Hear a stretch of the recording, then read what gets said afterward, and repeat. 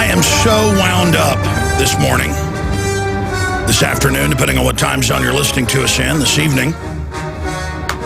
This morning, getting ready to come in to the Infowars Media Center, I sat there in a chair for about 15 minutes just staring at the wall, something I rarely do, trying to come up with words, descriptions to describe how incredibly fast the tyranny is metastasizing. Just yesterday, we talked about the new Homeland Security, cybersecurity legislation that all the major watchdog groups admit is the complete end of freedom on the web, the end of the Fourth Amendment, total Pentagon takeover of all telecommunications infrastructure. The CIA director publicly a month ago saying, yeah, we listen and watch everything you do. Get used to it. Government inoculating children in states across the union without parental consent, giving children abortions without parental consent, all of it lawless and illegal. And now taking children from parents when they don't get vaccines. No law, absolute kidnapping. We do have a totally illegitimate criminal government. And lately, I have been going to different churches in Austin, trying them out, and also randomly going and looking at the sermons that Methodist, Baptist, interdenominational, Catholic, you name it, churches are giving. And I found that in the last 2 weeks, all over the country, they've been having clergy response team speeches. That, of course, is FEMA's secret program, now declassified a few years ago, to get most of the clergy in the country to spy on their flock and to basically become government agents. My wife went to a church to try it out this weekend with the children. I told her I just can't handle being around people right now. I need some time, just a few hours where I'm not being looked at. I said, I'm going to stay home and work on stuff, exercise, but also pray. I've been doing a lot more praying lately, I'll tell you. There are no atheists in foxholes. Maybe they are, just I don't know them. And she gets home, and I said, how was the sermon? And she said it was cop worship. And again, it's not that some police aren't really good men and women and don't lay their lives down and don't have tough jobs, but it's the system programming what preachers say, the federal government, and getting everybody ready to do whatever the police say under martial law. That's the whole point, is that it's a synthetic, artificial, hollow thing as well, because they don't care about the military and the police. In fact, the system hates them and treats them like trash. You know, when illegal aliens, drug smugglers with U.S. Justice Department furnished guns kill a cop, they don't have a parade, anything. It's kept real quiet. The family's paid off. But a cop gets killed by somebody on psychotropic drugs in Austin, you'd think the world had come to the end. And now I've talked to people that didn't know. I actually have a mutual friend that knew this police officer and said, well, one reason was he was a really nice guy. Everybody liked him. So I understand that. The point is that the system uses it. Why are they selling us on worshiping the government and the police and the military? That's what fascist states do. In the Americana system, you've never had the military off-duty encouraged to be out in their uniforms, because our military and our government and our citizens knew, oh, that's what you see in third world countries. But now it's everywhere to get us ready to live in a military state. Military is a very dangerous thing. I'm going to break down some of the biggest news ever on the other side. Stay with us. We are broadcasting worldwide in defense of liberty. I am your host, Alex Jones. This is an emergency global transmission attempting to reach fellow humans worldwide and understand a scientific dictatorship being carried out by 6 global private megabanks is waging war against the free market society, private property, the family, in a scientifically prepared, planned, and public program for a New World Order, eugenics, Agenda 21 takeover. We are in the process of being completely conquered. We're already geographically conquered. We're already conquered through the private Federal Reserve and its collection agency, the IRS, financially. But now they're going after our bodies, our minds with the chemicals, biologicals, the chemtrails, the weather manipulation. We have a group of control freak psychos whose megalomania, thanks to technology, is now being manifest. Nero thought he was God, but he wasn't God, and he didn't have nuclear weapons. Caligula thought he was God, the Roman emperor. Aztec kings thought they were God. Now, the elite do have what you could call godlike power through the nuclear weapons, the fission weapons, the tectonic weapons, the biological weapons. For all intents and purposes, not like God with a big G, but God little g, like the Greek gods, to devastate this planet and devastate humanity. They've had a covert attack profile creeping around, poisoning the food, the water, the medicines, the Trojan horse vaccine program. They have tested their soft kill up to a point where they're just devastating the population in mass, just mass death, disease, neurological disorders, cancer, autism, everything off the charts. Toys, Barbie, cancer Barbie, who's had her hair fall out. Oh, let's be sweet to the kids and, give them a Barbie because they've got cancer. The point is, why are they all getting cancer? Why is everybody getting breast cancer? Not let's get a cure for it. Why is it exploding? To, again, normalize it. That way they can control the movement on breast cancer and pediatric cancer and brain cancer and lung cancer. Lung cancer's up in non-smokers. It's directly linked to cancer viruses in, 4 major vaccines still being given. You're like, Alex, you open every show with this because that's the big issue. Whether you're military, police, or bureaucrats that serve this system, you were not given the memo that Angela Merkel was not to take the vaccines. Oh, those memos did come out 3 years ago. The U.S. governing elite, the British governing elite, the Chinese, the Japanese, the European Union elite, none of them will take the vaccines. The memos are public not to take them. I've shown you stacks of news reports. I just got chills.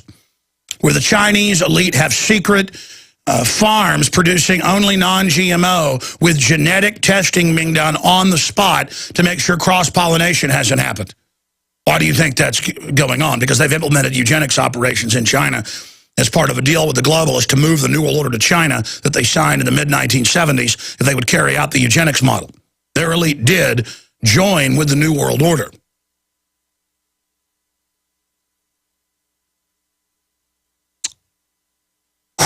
Got chills again. All of the elite with their own private gardens and food, special water filtration systems, special filtration systems on their houses, and now automobiles, aircraft flying around behind them when they jet set with the chefs and the food grown at their facilities. Why is that? Well, the memos that the German government got leaked that the entire upper government class does not take vaccines and is offered, quote, translated from German into English, clean vaccines if they want them. That's London Guardian, Der Spiegel. Look it up. They give you the message again. If you're a servant of this system and have decided to join with the tyranny, you're conscious of its evil, you know it's real, but as a coward or as someone who's selfish and only wants to continue having fun today, and strutting around like a peacock today and partying today and having the petty power of the system today, you are being killed right now. The things we're going to see in the near future, people are like, what are we going to see? Government-run health care, TSA sticking their hands down our pants, forced inoculations. Remember I told you all that was coming? And now it's here, and it's like, so what? When's it going to get bad, Alex? It's only going to get worse because you can't recognize what's bad. I mean, when I sat there for like 10, 15 minutes just staring at the wall today, trying to think of all the things they're doing and how they all tie together. And it was like trying to look at grains of sand at the beach and describe each one of them. You ever picked up grains of sand and put them under a microscope? They're beautiful. Some are orange, some are red, some are blue, some are green, most are white, depending on the beach you go to. They look like diamonds. But it's the opposite. You zoom in on the New World Order, and it gets uglier and more complex the closer you get in on it. It is a wavelength, a spectrum of corruption and evil and enslavement and degradation and humiliation and pain. It is trampling and being trampled upon by the priest of power, the cult of power, who only care about ugliness and black uniforms and trudgeons and pain and starving children. That is beautiful to them. That is what is beautiful to us, Winston, O'Brien says, as he tortures Winston Smith, who was an archetype of George Orwell, a.k.a. Eric Blair, who'd worked in propaganda for MI6 at the BBC.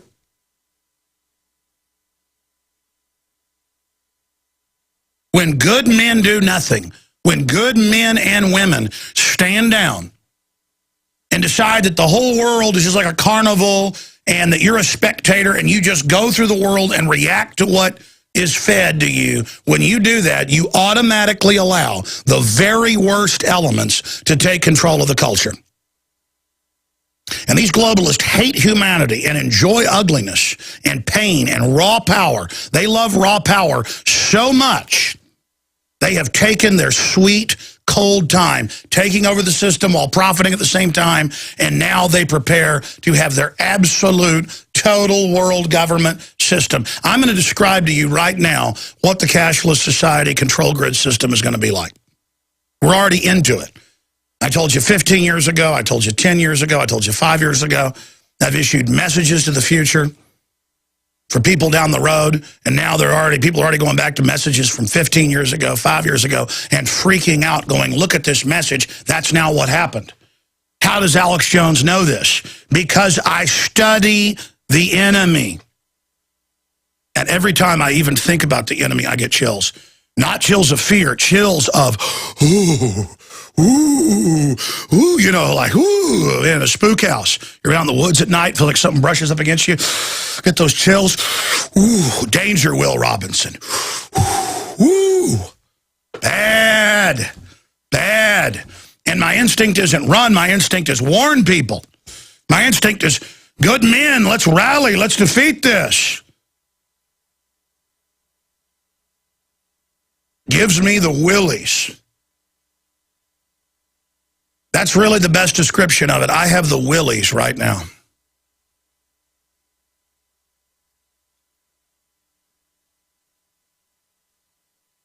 And it's not the willies you get when you're crazy and in college and you drive out 10 miles out into the ocean at night when it's super smooth and there's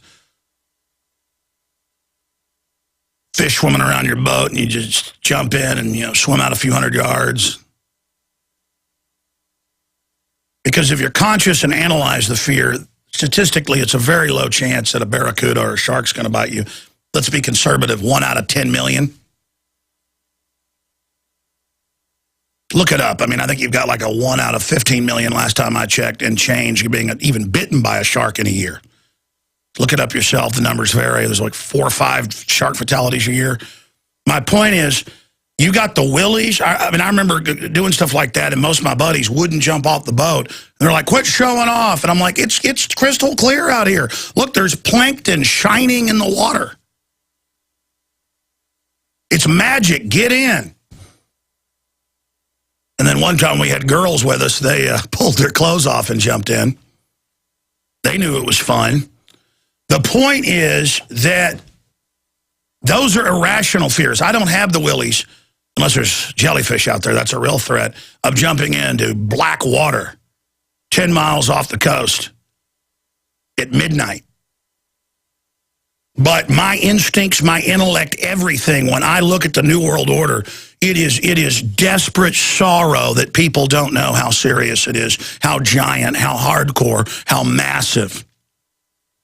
It doesn't come to steal and rob. It steals and robs to impoverish you, to make you weak, so it can enslave you, use you up, and ultimately get away with killing you. This whole global spectrum world government tentacle system is chains to chain down humanity. An iron curtain of night and of total tyranny is descending upon every nation on earth right now. The globalists have taken over.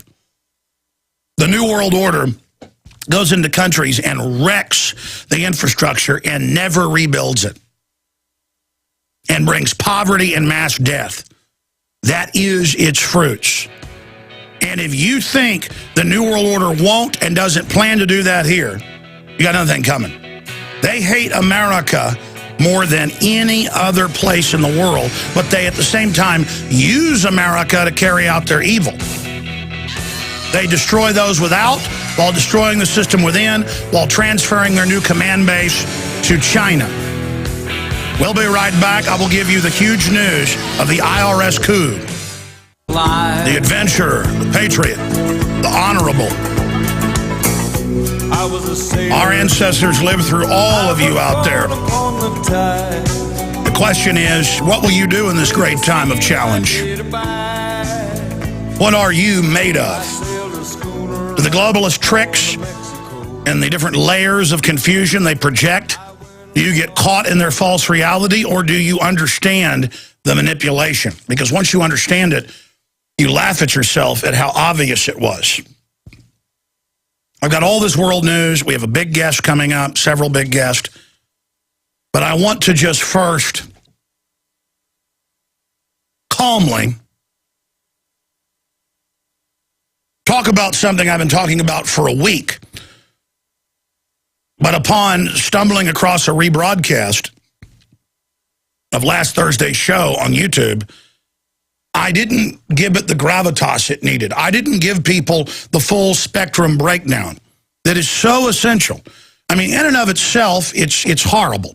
And another signpost on the road to absolute enslavement and all that word enslavement means. But then there's the media response and how they report on it like it's no big deal. There's that whole story. And then there's how it ties into everything else.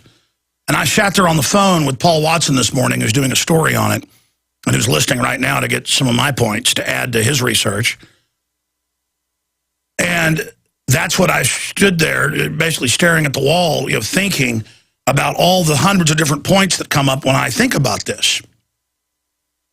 And the historical ramifications. And of course, I'm speaking about the IRS coup over our republic. And that's what it is. The Federal Reserve began its coup d'etat over the financial system and its infiltration and slow takeover. Because if you had a foreign army come in and declare a coup, Americans would resist it. But infiltration by stealth, that's how we were attacked and that's how we were taken over. And now they're just mopping up free speech, the right to assemble, private property rights, things like that. That's being mopped up right now. And so I was rereading these articles last night and this morning. Here's Forbes from April 7th, a week ago or more. Forget travel if you owe the IRS. Here's another one. Owe the IRS, you're not going anywhere. Fox News. Okay? Then I've got some more articles going over that. And the way this Robert W. Wood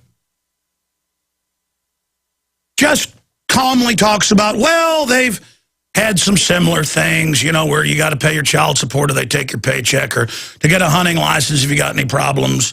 You can't get a hunting license. It's a privilege. So it's just like, oh, it's just something new. It's no big deal. Not even Nazi Germany and Soviet Russia, the worst despotisms, didn't take passports for unpaid taxes.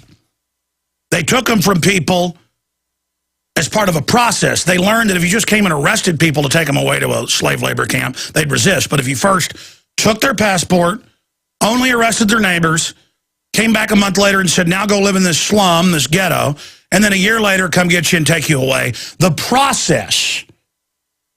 And the globalists have written psychological warfare manuals that are public on this. They create a process. And so they're just, oh, yeah, you just won't be able to leave the country. Of course, I've read deeper into what they've called for. I've told you this is coming for years. Now it's here. You're not going to be able to buy or sell. This is not the Bible saying it's the Federal Reserve that runs our country and its collection agency, the IRS. You're not going to be able to have a job, go in a national park, go in a federal building. That's why they're now setting up TSA checkpoints outside Social Security buildings and others. And they're saying if your card isn't up to date, you're just homeless. Extrajudicial, no courts, no due process, just like over 2 million people are on no-fly list. Don't know how you got on, don't know how you get off. It's the national security state run by mafia criminals who are involved in every abominable crime you can imagine publicly. People like Corzine saying you're going to give all your money to the foreign banks that run your country through austerity and to Warren Buffett, or you're not going to have a job, and next we're going to come arrest you and put you in a forced labor camp. Stay there. I'm going to break it down how they're going to do it. All right, let me break down what capital controls and martial law mean in America and what it signifies to have the fact that the Senate has passed, it's moving quickly through the House, it is expected to pass, and there is no opposition on talk radio or in print that I have seen in a week of research. This legislation has been introduced for months, and I wasn't even aware of it until it passed out of committee in the Senate and now passed the General Senate. I wasn't aware of it. Someone who is a complete news junkie. Just like Obama signed an executive order to seize control of natural gas and try to keep us from using it as an energy source, listing it as some type of, threat and trying to take state regulation power away, like the Texas Railroad Commission has over natural gas. I'd actually talked to some mid-level executives. They said these rumblings were coming 2 years ago. While everybody was diverted with the hooker scandal down in South America with Obama and the Secret Service, he snuck another weekend executive order in on us. Just like the National Defense Authorization Act, the torture, the new wars, all of it. Now, continuing here, the public plan by the big corporations and all their press releases and governments is to standardize all electronics, including inexpensive clock radios, systems in refrigerators, light bulbs, everything, to have tech embedded in it that allows it to be remote controlled by government smart meters. This is all on record. MIT said it was the plan 12, 13 years ago. I first read about it. People are like, yeah, right. Our light bulbs and toasters are going to be watching us. Then you saw Forbes and Reuters and Wired Magazine a month ago say, yes, all new appliances spy on you. But it's not just a smart meter on your house or in the neighborhood wirelessly accessing it. On record. All of the post office vehicles are now going to have these snooper hubs installed. That's Associated Press last year. All of them. That's the plan. And data over power line, the new chips are coming out that you pay for when you buy the refrigerator, the toaster, the microwave oven, the refrigerator, the dishwasher, the computer, the smartphone, the iPad. All of them have back doors, remote access, even when they're turned off under federal regulations, which they call law. Okay? And Petraeus just says, hey, get used to it. The Fourth Amendment isn't seen as it was in the past. He didn't say we're going to ignore it. He just said the Fourth Amendment allows this. Oh, yeah, without a warrant coming into your house. And again, gathering data on everyone. And you're like, well, I have nothing to hide. Do you have something to hide from serial killers? You have something, I mean, why do you lock your doors then if you have nothing to hide? Because there's bad people out there. Government's the #1 killer. Democide. Look it up. You're always taught to be scared of your neighbor. You're always taught to be scared of anybody but government, when government, as our founders stated, is the #1 threat. So here's our top news today. The IRS has stated, the collection agency for the private Federal Reserve that we pay our taxes to, as Ronald Reagan's own commission showed, not 1 cent goes around the country. It's all interest on the debt. The debt to print a dollar, which is really a Federal Reserve note, debt is created, paid to the private banks. We didn't have this till 1913. They hadn't completely phased it in till the 70s. They didn't even really have the income tax enforced till the 50s.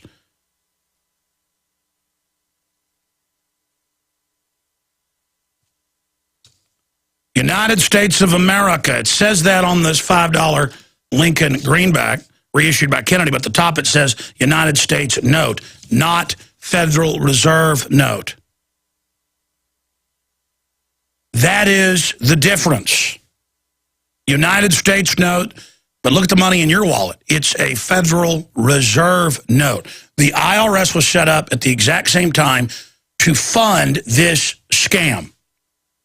And that's why Warren Buffett is out saying raise taxes on the rich, because he has helped himself write the loopholes where he is exempt. Then he uses the fact he's exempt to say raise it on people over $250,000 a year so that he'll get that money out of the Treasury and banker bailouts, and they even admit that.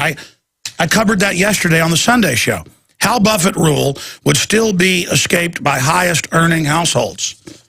And the Washington Post admits it. Here's London Independent headline, Goldman Sachs conquers Europe.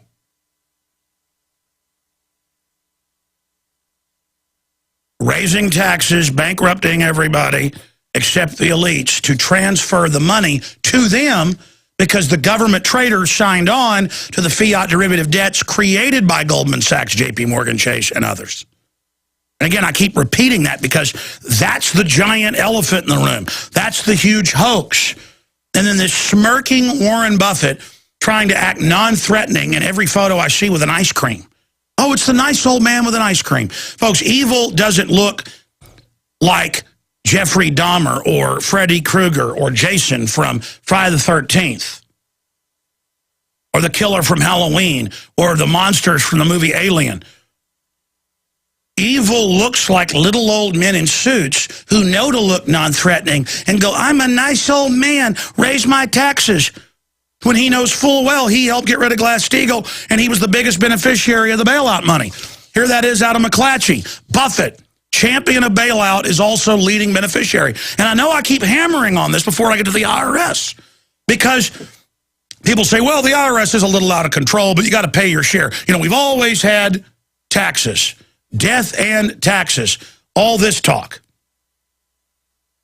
Yeah, we've always had tariffs and trade and sales taxes and things. We didn't always have property taxes. That's feudal serf tax. You don't own your land. We didn't have one until the 50s in this country. You used to really own your property. You don't own your land. You rent it. You pay government rent. And they'll take it if you don't. And you pay with that and lose your property rights to pay for the government Fed-run brainwashing centers, the public indoctrination prison centers.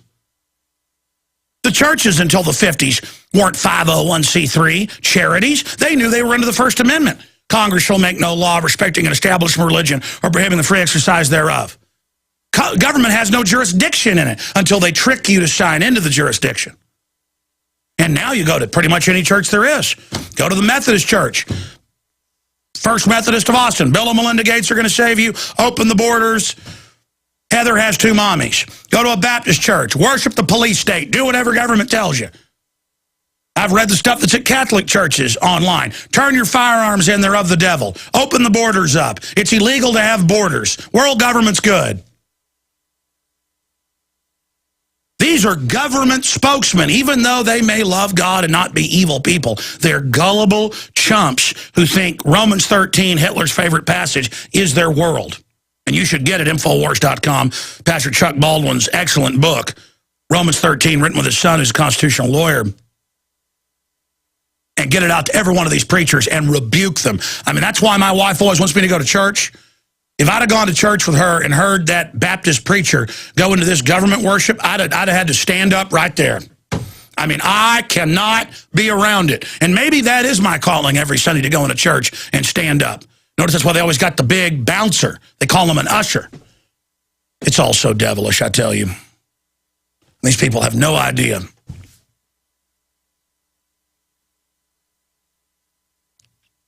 Let me explain something to you, ladies and gentlemen. I know you know this, but we've got to get this information out to everybody. I'm going to shoot a special report that'll be on the nightly news tonight. I want everybody to get it and get it out to because we've got to call talk radio.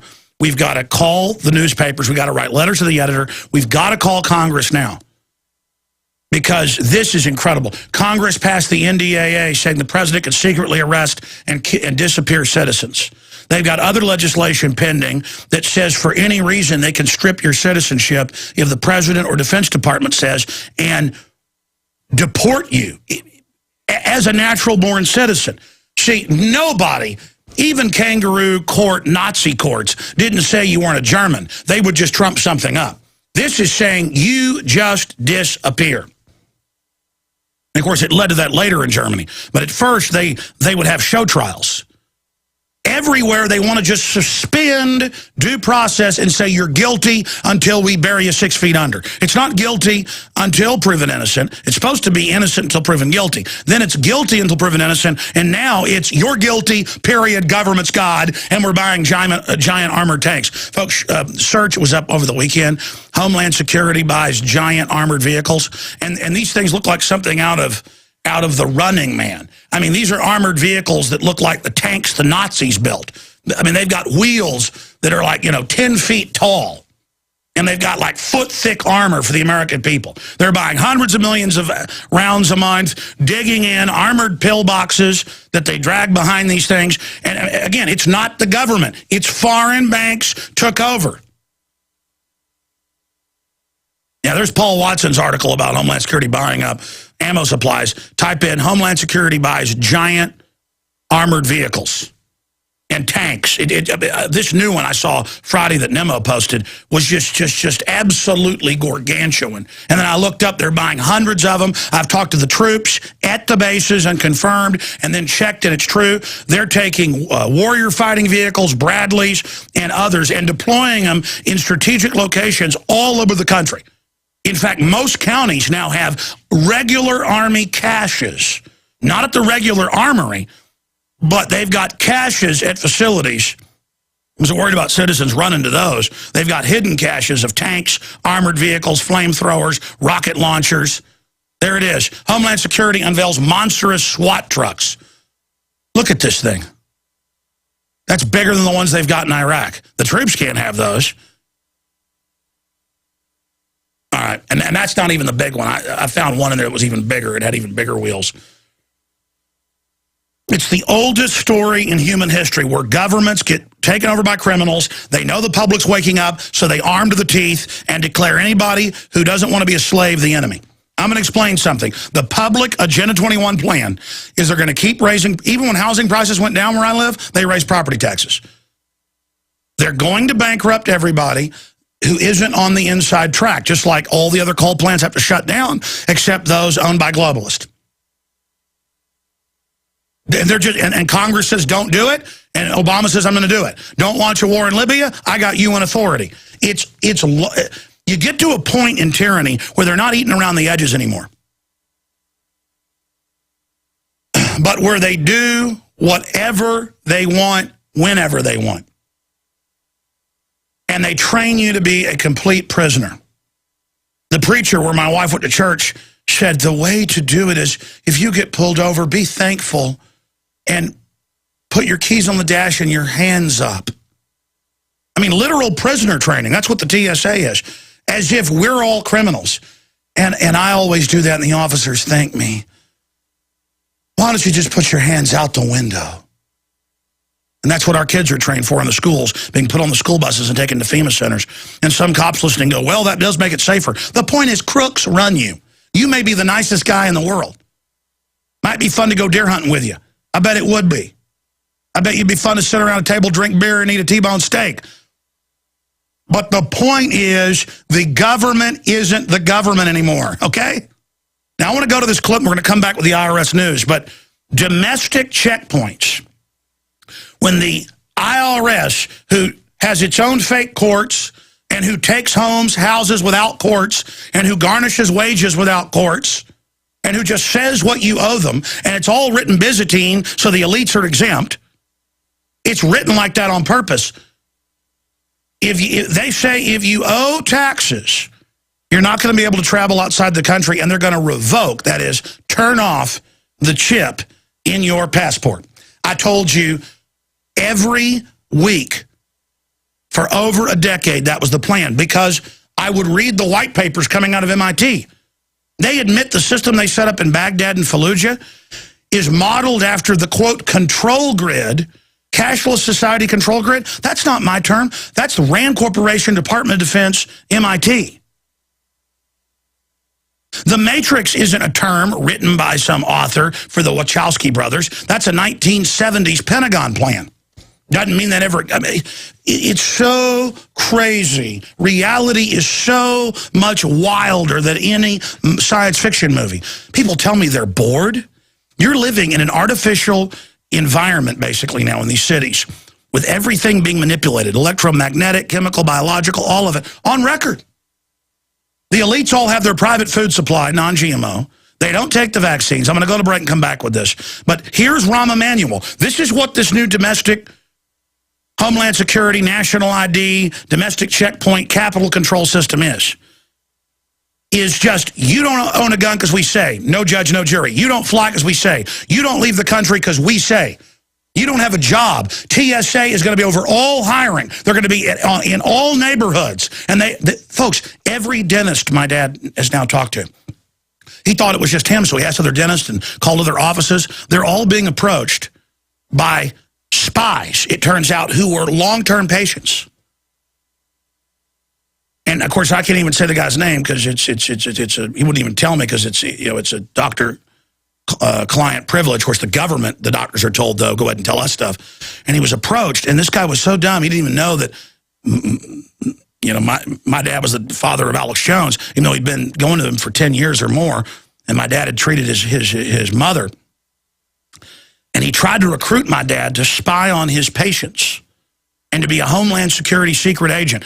Pay card. And my dad called me, he goes, are they trying to shut me up? And I said, no, ask the other dentist. And they're like, yeah, we got approached, but we're not supposed to talk about it.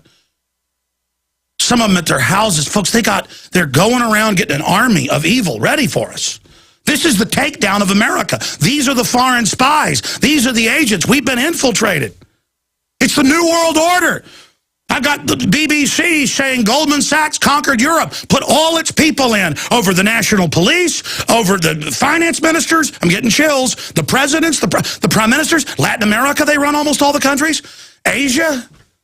And it's standardized. Black tanks, black armor, black uniforms, checkpoints, can't leave the country, citizen spies, block captains, preachers telling you to spy on each other.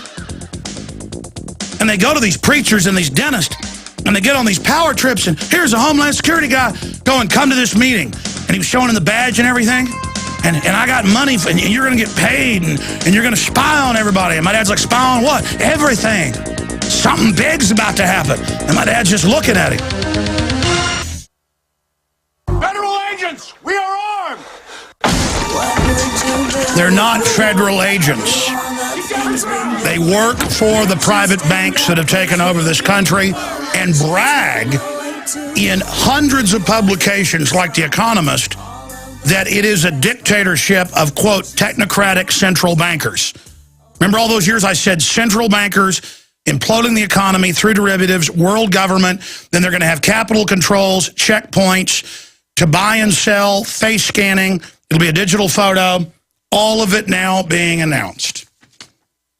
And you're like, okay, well, I'll just put up with that. No, no, no. It's meant to manage the economy, track it all, shut down the grassroots, farmers markets, you name it, that they call black market, because they know as they squeeze you, you're going to try to survive.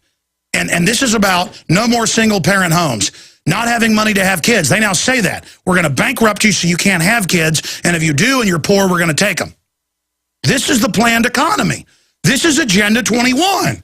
This is it. Do you understand? It's worse than I'm saying. People go, oh, it can't be that bad. It's worse. It's worse. It's all going to happen unless we really get upset.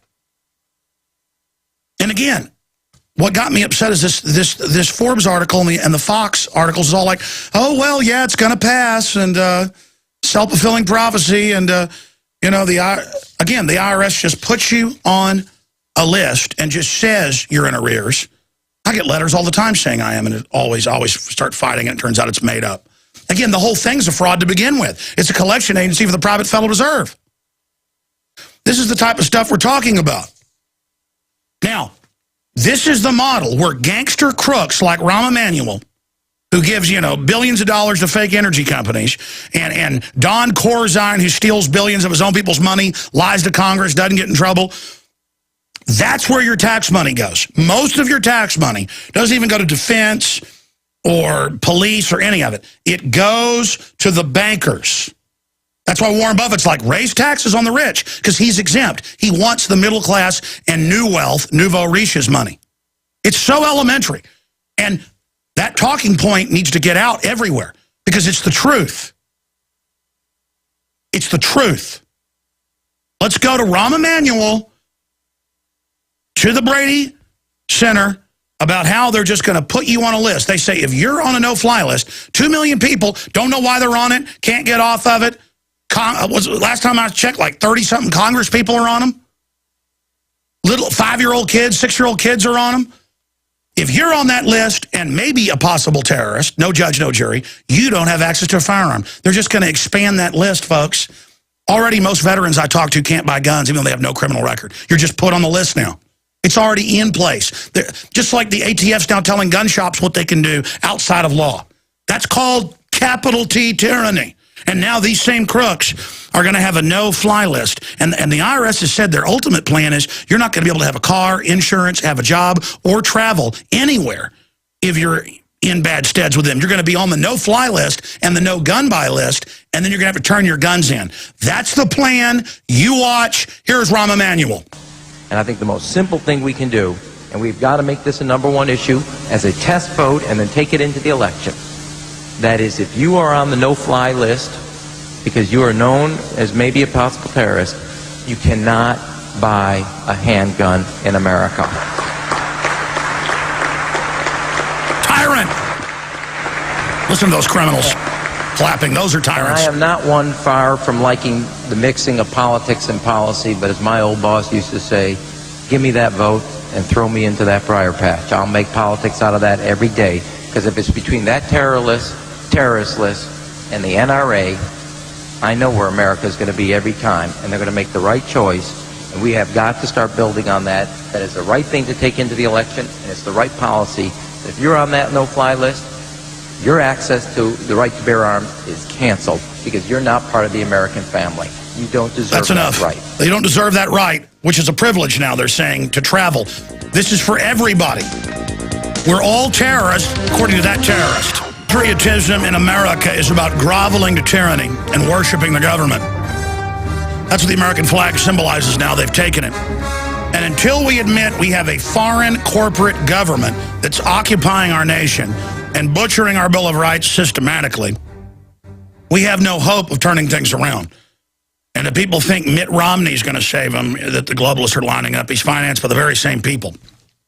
Now, when I call Rahm Emanuel a terrorist, he really is. His parents were his father was the head of the Irgun, the top Israeli terrorist that bombed Palestine and surrounding areas till they kicked the British out. His dad bombed British troops, blew up, King David Hotel, you name it. So he is kind of like a rock star. That's like, wow, to terrorists worldwide, he's a rock star. And he's a mafia don as well. But he's the guy that says he wants national service, and he wants you with a machine gun on a street corner. You know, the kids shoving mama and papa around and granddaddy around. I mean, if you go through any tyranny of the past, Rahm Emanuel's promoting it. You name it, he's into it. From black uniforms to national compulsory service to checkpoints. And the criminal IRS for the Federal Reserve setting up checkpoints nationwide, not letting you fly out of the country and taking your passport, which is taking your citizenship. A citizen's right is to travel and to leave to and from the country. And it's passed the Senate, and they say it's probably going to pass the House. And the media's like, oh, yeah, it's no big deal. Yeah, there's a lot of stuff you can't buy and sell and do if you haven't paid child support, or if you got outstanding taxes now, you can't get a hunting license. It's all through a database. Now you won't be able to leave the country or travel or soon have a job, and Homeland Security is already approving most job applications for different corporations. Because they're the good guys. You know, they're the ones that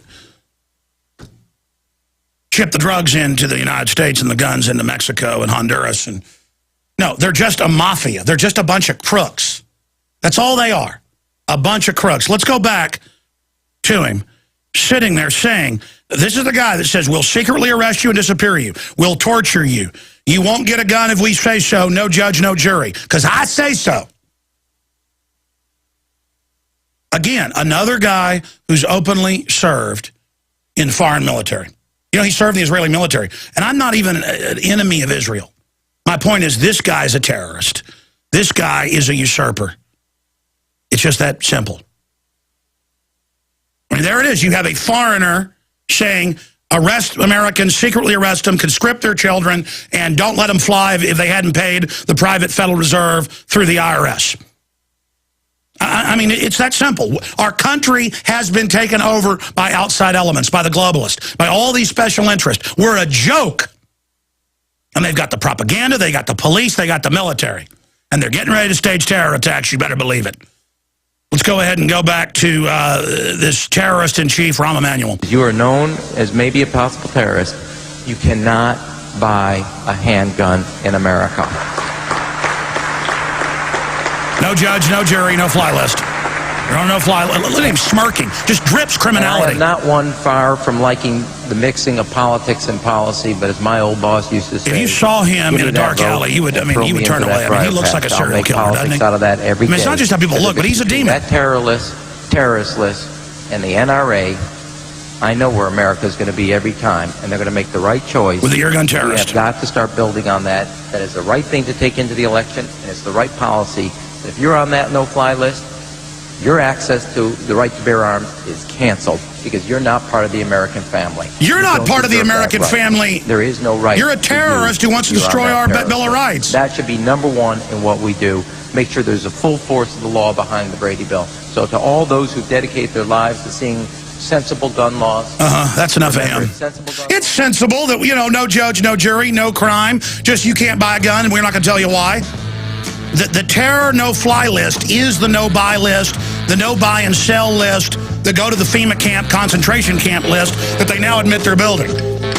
Okay? Get out of my country, you foreign terrorists.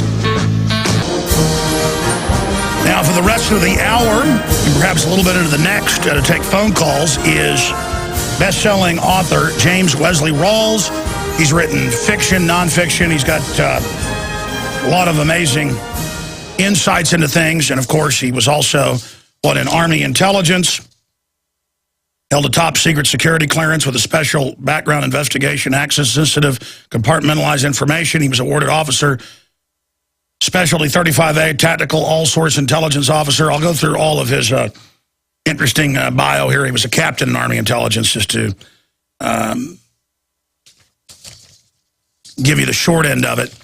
He'll be with us to talk about preparation for the engineered collapse that the Agenda 21 globalists have been carrying out. But you know that for the last hour plus, I have been beside myself with the fact that capital controls are being implemented on the U.S. And I was told now 3 years ago that John Wayne's family was leaving the country. by John Wayne's, I'm going to just leave it at that, and by countless other wealthy people, powerful people. I talked to a lady who's one of the biggest defense contractor owners in the world, worth billions. She left the country 4 years ago. I've told you about that over and over again. And they said, look, you won't be able to get anything out of the country if you don't leave in the next few years. And that's the word. That's why all the big money people, even the globalists themselves, have been getting their money out of the country and buying armored redoubts or digging in here in the country. And all these elitists are building, you know, these 5, 10, 20, some cases $30 million armored subterranean homes with, you know, machine gun turrets. Why are they doing this? Because they've done a great job at carrying out this Agenda 21 resource war of deindustrializing the West, getting us into debt, signing us onto their derivatives, and getting ready to fully implode the country. And as we slide into depression, they keep telling us everything's fine, everything's fine, everything's wonderful, as the crime rate increases, as all of this happens. But the good news is, between 5 and 7 million, because it varies month to month, previously the record was like 2 million guns in a month, was the record month a few years ago. Now it's over 5 million guns a month. Many big manufacturers have announced they are suspending new orders for 6 months to a year. Small manufacturers are making the same announcement because they're so behind on orders. The government's buying giant armored vehicles, hundreds of millions of rounds a month, 400 and something million this month, 300 million that month, 200 million this month, digging in. They've got the preachers and clergy response teams brainwashing their flocks, submit to government with what's coming, do what you're told, take the shots. Government's now shooting kids up without parental consent. Yeah, again, they're doing whatever they want, and they're announcing, we'll secretly arrest you if we want. We'll disappear you. You're not going to be able to fly out of the country if the IRS says you haven't paid. No judge, no jury. We're going to put you on a no-gun buy list.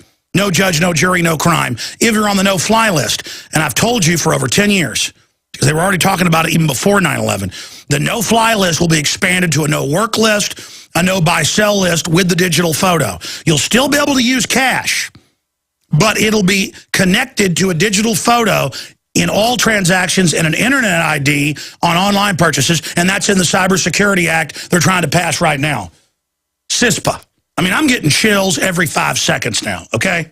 Because I knew it was all coming. I read it from their own documents, but it is a total banker infiltration of the preachers, the police, the military, the media, the entire culture, and Forbes and Fox. And I've even heard national hosts going, better pay those taxes or you're not going to be able to fly out of the country and go on that vacation. Folks, this is capital controls.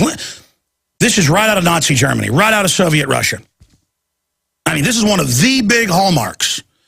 Definition of capital control: any measure taken by a government, central bank, or other regulatory body to limit the flow of foreign capital in and out of domestic economy. But this is even worse. They don't want a grassroots economy, so they're putting a capital control on that. That's why even Forbes said, why are they raiding thousands of lemonade stands? Why are they attacking peaceful protesters? Why? Why are they? Because it's here, folks. As well as market-based forces, capital controls can affect many asset classes, such as equities, bonds, foreign exchange trades. Tight capital controls are often found in developing countries where the capital reserves are lower and more susceptible to volatility. It means when they're devaluing a currency is one of the big ones. Now, that's from Investopedia. That's their definition of it. I have flown and seen it. It's been in the news. I did an interview with a guy. He had 6 silver coins, little ones. Computer programmer. And he was going to Vegas to a coin show. And they weren't even very valuable. He was just going to, trade them and stuff. And I saw them. They were just U.S. silver rounds, worth like $35 at the time. And they were going to take them. So I saw them as I was going through Austin. They're now asking people about their diamond rings, their necklaces. They're downloading people's laptops. This is a prison induction. They're just getting you ready. Now I'm going to shut up and go to our guest. But I'm really freaked out about this because it's passed the Senate. It's now in the House. And the ATF, I was told this a month before the letter went out last year. I was the first to break the letter, just pointing out that we have sources. The ATF is now going to tell people that you can't sell semi-autos anymore. That is, they're discussing it next year. The NRA says they've gotten word that, quote, there's big gun control next year if Obama gets elected. The point is that I was told that they were going to tell people don't sell more than 2 guns to somebody in these 4 western states, Texas to California. And if you do, you've got to call the ATF, as if they don't already have a record of that through NICS. The point is it's getting you used to doing what you're told outside of law. Now, James, I didn't really tell you even what I was going to get you on about today. I just wanted to pick your brain about current events and talk about, you know, your research. But being in Army intelligence, seeing what's happening, I talk to military and police. A lot of them are finally waking up. But I see the system creating a cult of the military and the police, who they could care less about, taking their pension funds, you name it, to wear as a mantle around the tyranny ahead of trying to start some new civil war in this country. They tried to start the race war with the Trayvon Martin thing, but people aren't buying that. NBC editing the tape, the White House pushing it. I mean, I can just see the volatility. I've just been ranting while you've been on a hold about this IRS capital control and saying they're going to revoke your citizenship, basically, because that's what your passport is symbol of. It's a total right. I don't know of any culture that ever does that. On a case-by-case, for espionage, they take your passport. That's about it. Or when you're already out on bond. So they're saying, basically, you're all prisoners. And, of course, it'll be expanded. James Wesley Rawles, what do you make of this and all the other craziness, sir? Well, we're living in very dangerous times. And when I saw the news reports about the IRS threatening to take people's passports, actually what popped into my mind was Jonestown and Jim Jones taking away all of the people at the camp's passports and locking them up in a couple of footlockers. We're verging on a society that's a police state at this point, and people need to wake up and they need to get themselves prepared. If they're going to move overseas, they should take the gap soon. If they're going to hunker down here in the States, they need to get their beans, bullets, and Band-Aids squared away now, because those windows of opportunity are closing. I hear you. Are you getting chills? I mean, and by chills, I mean, 10 years ago, I would feel the urgency a little bit. Now, it's blowing me away. Well, the immediacy of it, I think, is almost overwhelming at this point. When I first drafted my first novel, Patriots, back in 1990, 1991, people looked at it as kind of wild speculation. But a lot of it, what was in there, has come to pass. We're living in increasingly dangerous times. We're entering into an age of deception and betrayal by our own government. And people need to recognize that. They need to, if they're not scared right now, they're not paying attention. Very well said. I know you've got a lot of feelers out. Are you seeing people in the system starting to wake up like I am? Oh, yes, absolutely. I have consulting clients right now that actually, are mid-level and low-level employees in national intelligence agencies, in the FBI, and amongst defense contractors and retiring military personnel. And they're looking for me for advice on where they should relocate. There's a lot of anxiety both inside and outside of the government right now. Oh, God. But you know what's so nasty is it's not just some boss hog that wants to rob everything. These globalists are really nasty. They want to hurt people. Well, yeah, they made it very clear that the whole concept of national sovereignty is essentially out the window, that you no longer have the freedom to travel. You no longer have any banking privacy. And if the internationalists have it, the globalists have it their way, they'll take away our right to keep and bear arms as well. As you've mentioned many times, there's a large push underway at the supranational level for the Small Arms and Light Weapons Treaty, which, if enacted, would essentially erase our Second Amendment. And they've said that treaties supersede the Constitution, which, of course, on record they don't. But they just lie and say that, kind of like they say the Second Amendment's a privilege or traveling's a privilege. You know, Corzine stealing billions, getting caught lying and not getting in trouble. I mean, they really are just trying to break our will right now.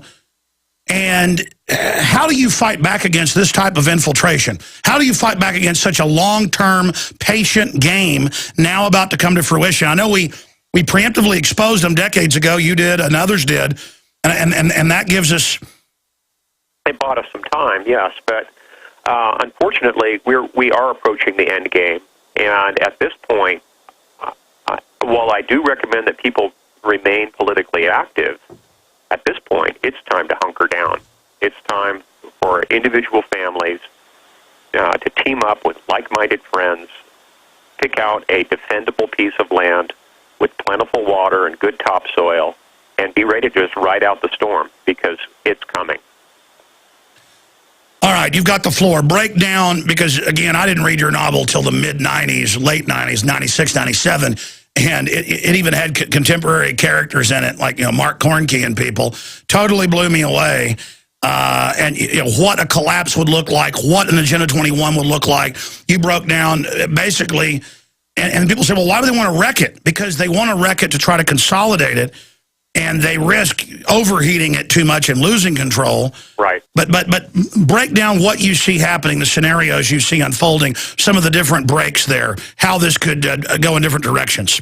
Well, I think in the near future, we're likely to see, as you've mentioned, a derivatives collapse, and the counterparty risk there is huge. It's almost incalculable, because the number of derivatives that are in play measure in the hundreds of trillions of dollars. There's more derivatives in play than there is currency in the whole world.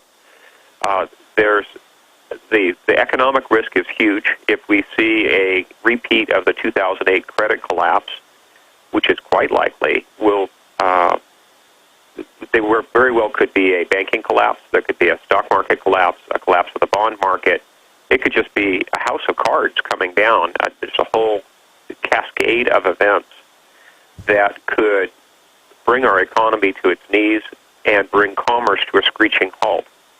And as I've mentioned many times before, the crucial linchpin to watch is the power grid. If the power grid stays up, we may still have some semblance of order, but if the grid goes down, that will be the situation where the power brokers have basically lost control of their engineered collapse, and everyone's going to be in the same boat. We'll be in a massive die-off situation where literally more than half the population of the country could die over the course of one winter. Oh, God. And by the way, the globalists have collapsed Argentina, and if that wasn't a warm area, they would have had, some say millions of dead. I mean, it was doctors for years eating out of trash bins. It's still happening down there. And just to interject something, when you talk about the controlled collapse, why are they at the same time buying up and shutting down power plants to make bigger profits for the ones they control? And causing blackouts. It's like they can't even, the elite have a plan, but they're so greedy, they're even destroying their own future. Do you see what I'm saying? Well, yeah. Well, unfortunately, the elitists have bought into the whole green revolution idea. But when you take the green revolution to its logical conclusion, you end up with people freezing in the dark, because you cut off virtually every power source, and the few that are left, like solar and wind power, are unreliable in terms of providing 24-hour-a-day grid power. If you get rid of all the coal-fired plants, all the hydro dams because they're killing little fishies, and get rid of all the natural gas-powered plants, all that leaves you with is solar and wind.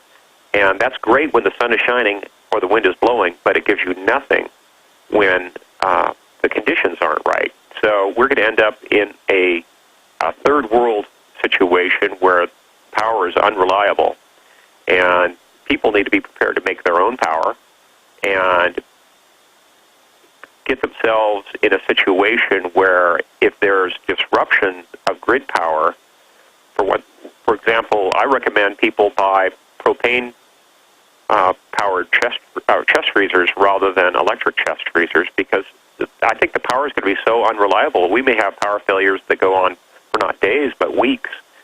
And if there's, of course, a total grid collapse, all bets are off. And the government's been saying get ready for rolling blackouts. This is part of the new freedom. I just want to plug here that if people go to Infowars.com, they can get Survivors by James Wesley Rawles. All the orders get a free citizen rulebook with it. Also, Strategic Relocation, North American Guide to Safe Places, 3rd edition, incredibly valuable information. Yeah, Joel Scalz's book is fantastic. I highly recommend that book. And then also to understand why they're doing this, Behind the Green Mask, UN Agenda 21, Rosa Corey, excellent, all available. You know, it's buoying, though, James, to see the city council woman in Houston trying to veto land grabs under Agenda 21 and saying it's Agenda 21. Again, there is an awakening. Please continue. Yes, people are definitely waking up, and it's encouraging to see things like the Ron Paul campaign, for example. It's encouraging to see all of the free exchange of information that's going on the Internet, and I think that's one reason why there's all this talk of clamping down on the Internet is it has the Agenda 21 crowd running scared, because when you shine a light on this, it's like turning a light on in a apartment and having the cockroaches go scurrying.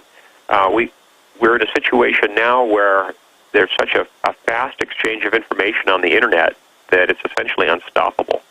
And unless they're able to control access to the Internet and track people on the Internet and clamp down on dark nets and people using VPN, for example, they basically can't. The genie is out of the bottle. They can't stop individual liberty unless they completely shut down the Internet, which at this point is impossible. So people are waking up.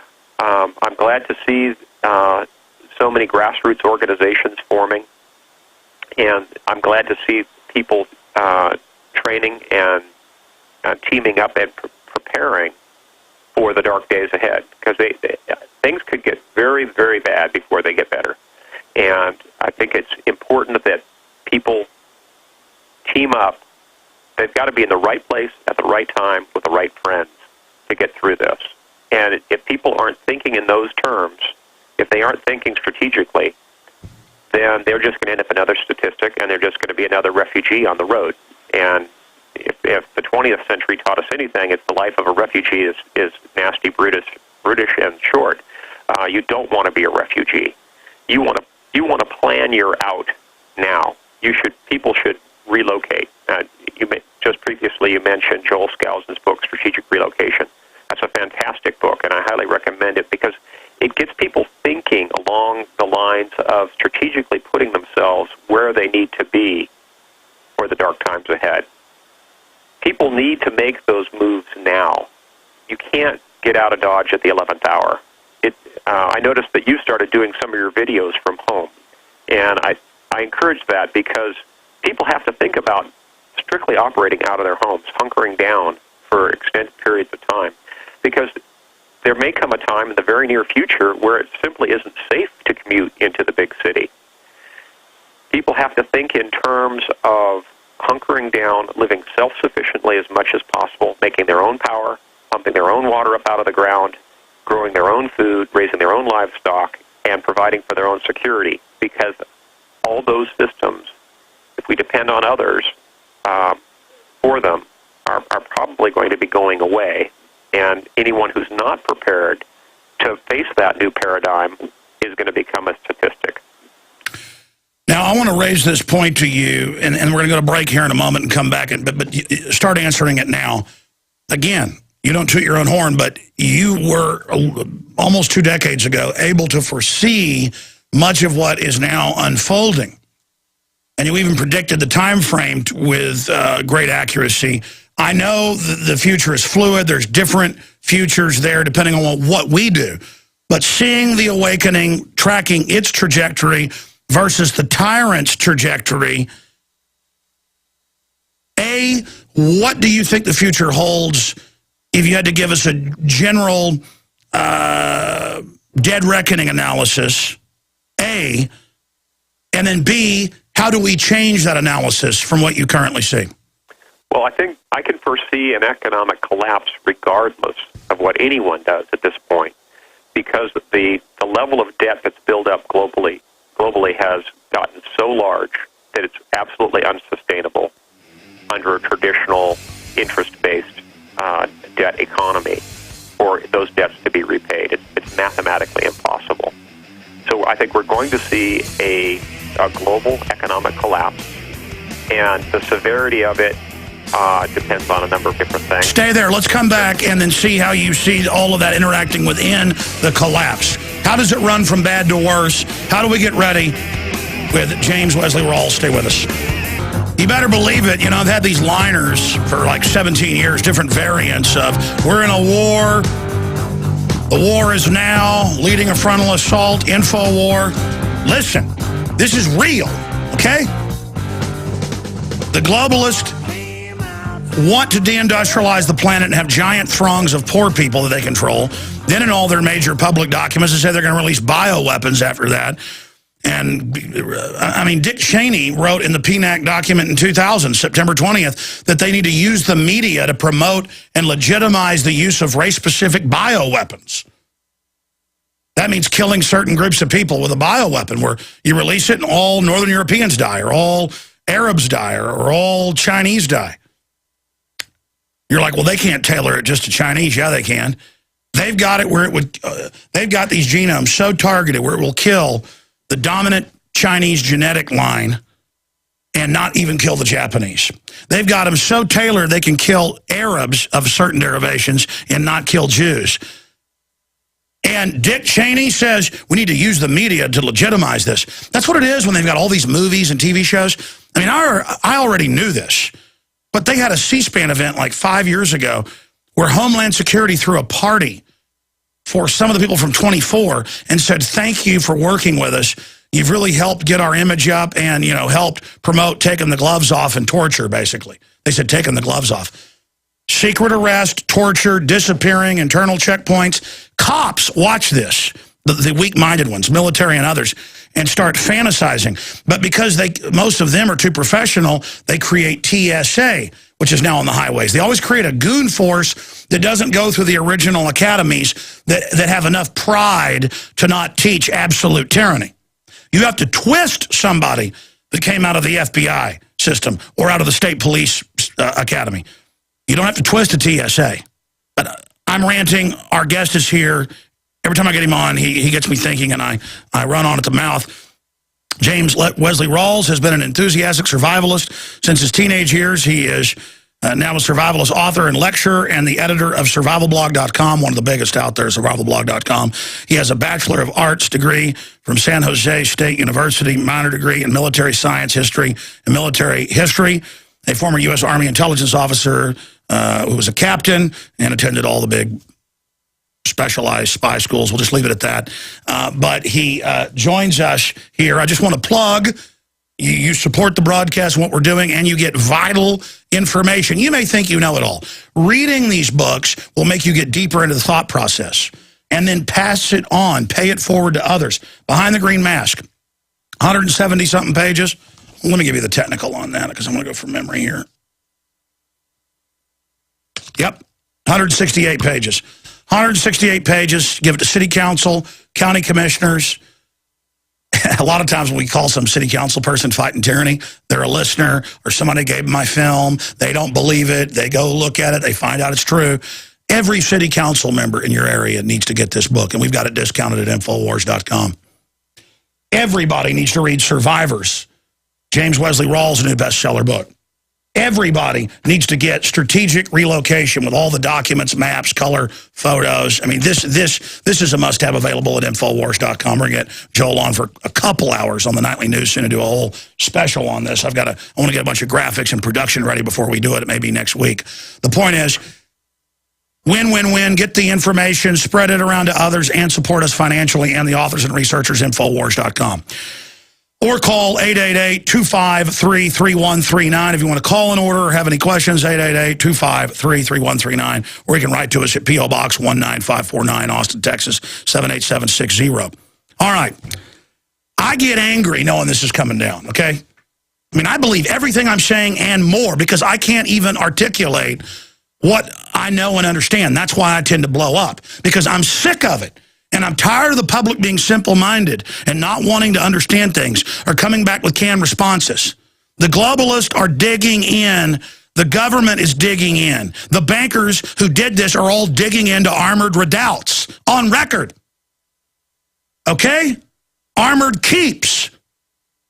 I shouldn't even be here. I've moved out to the country, got a well, trying to put solar in. Don't even have time to mess with it because I'm always down here.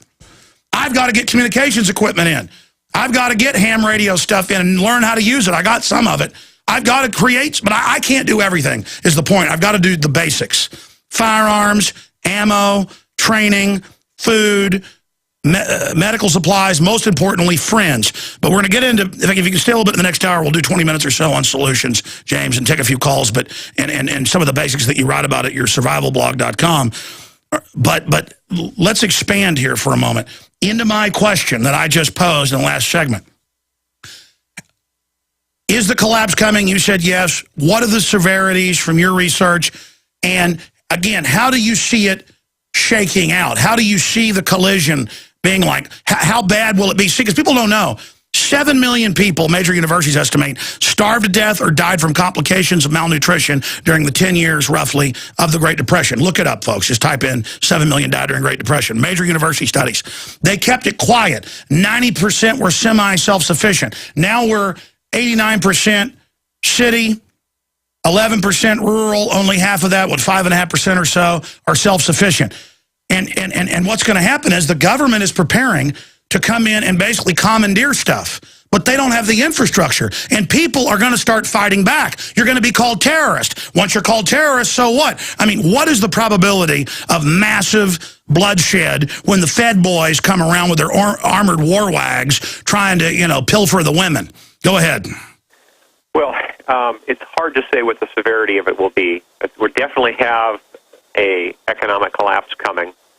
At the near end of the spectrum would be a repeat of the Depression of the 1930s, but as you mentioned, we live in a society that's far less self-sufficient and far more technologically dependent than the society of the 1930s.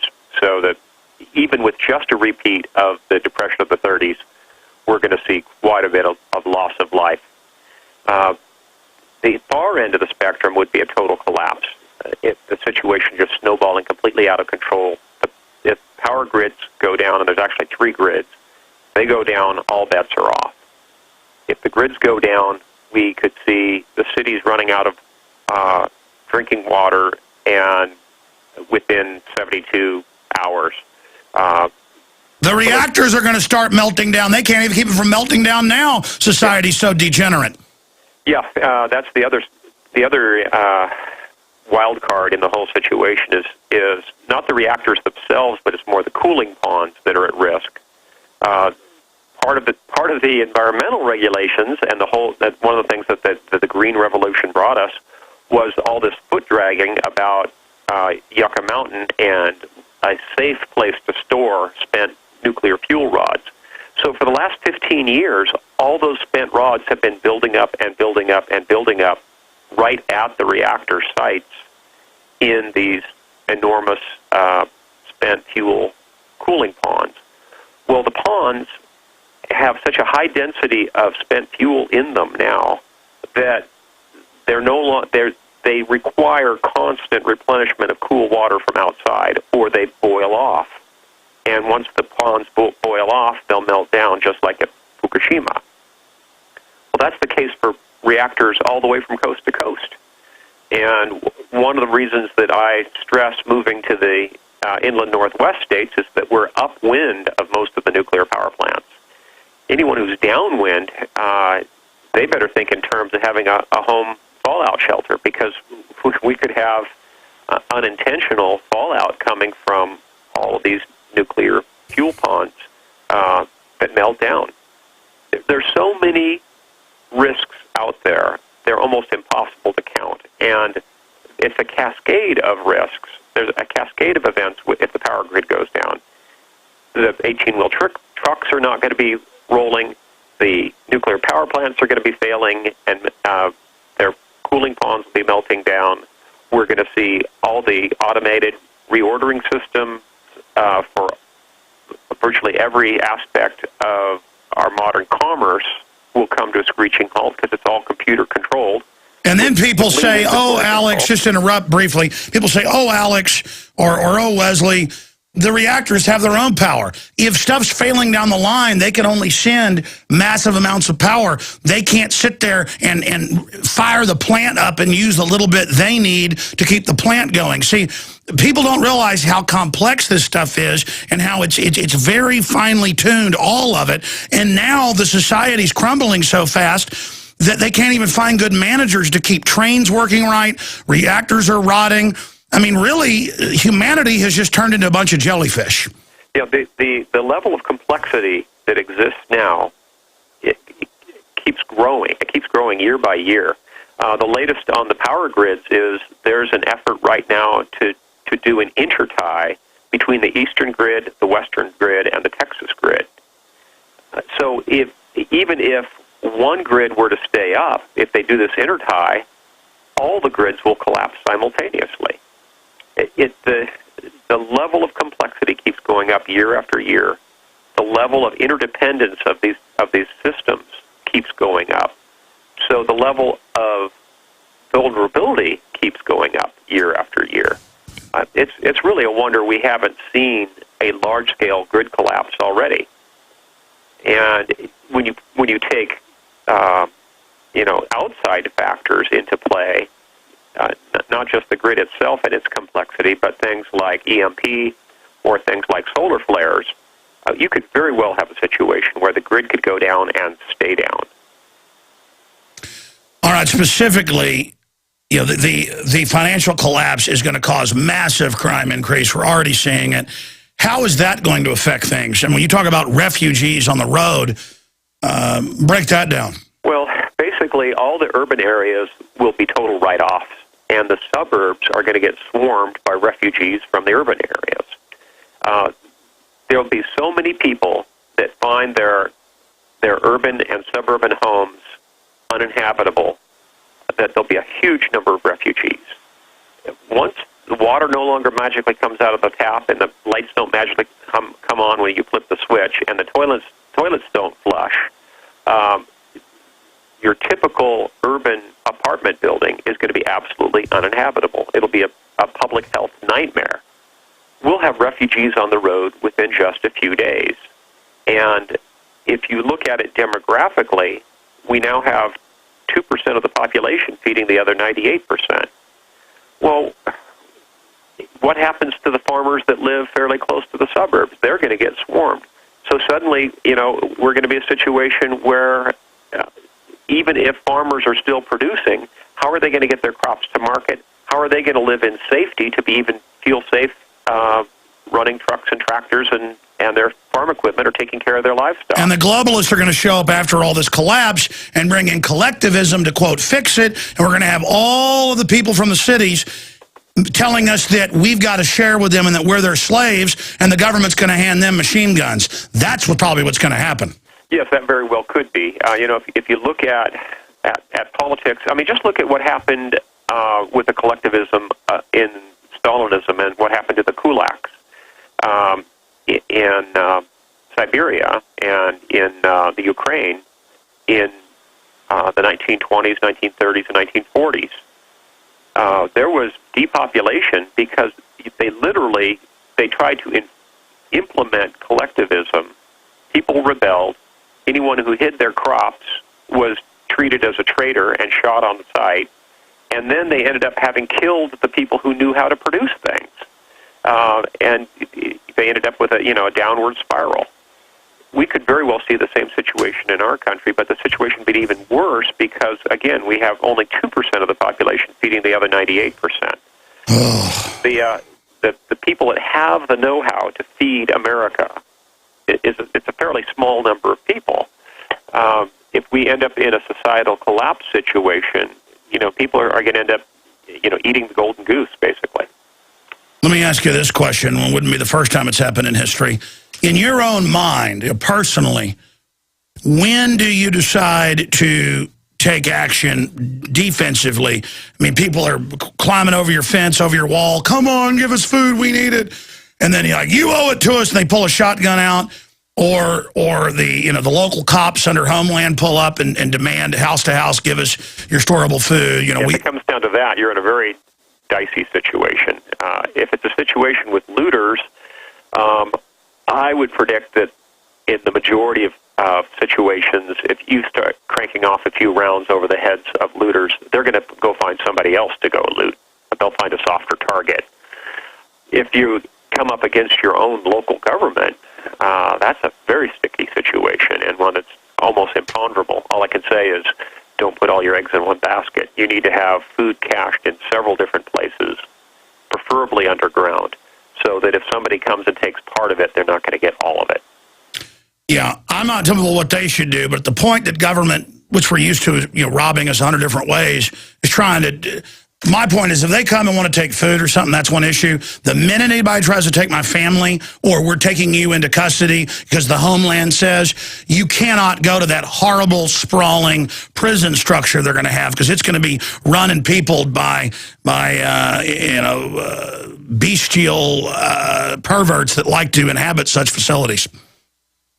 Yeah, the last thing you want to be is either a refugee or prisoner in a situation like that. All I can say is people need to be able to stand their ground. They need to plan in advance and think through the situations of when they'll, basically a fight or flight decision, when you're going to flee your property, when you're going to stand your ground. But the last thing you want to do is end up either a refugee on the road or some guy in the back of a truck with a bag over your head with cable ties around your wrists heading off to points unknown. And they've certainly, talking to people in the government, what percentage are hardcore, psycho types that are really looking forward to all this? Because from my research, most of them are actually overall good people. They've just been naive. They now know this is real. I don't think a lot of them are actually going to follow the orders. I think they'll have some well-publicized events to make the mercenaries look like victims. They're going to try to use mercenaries in a lot of cases. I don't think they're going to have the muscle early on to do this. I see it as deep into the collapse. Then the reorganizational government comes in. Right, and that's the scenario I put forth in my novel, Patriots, and its sequel,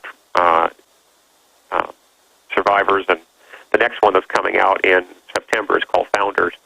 That's basically the situation I put forth there, where there was a collapse and then a power vacuum that was filled primarily by foreign mercenaries.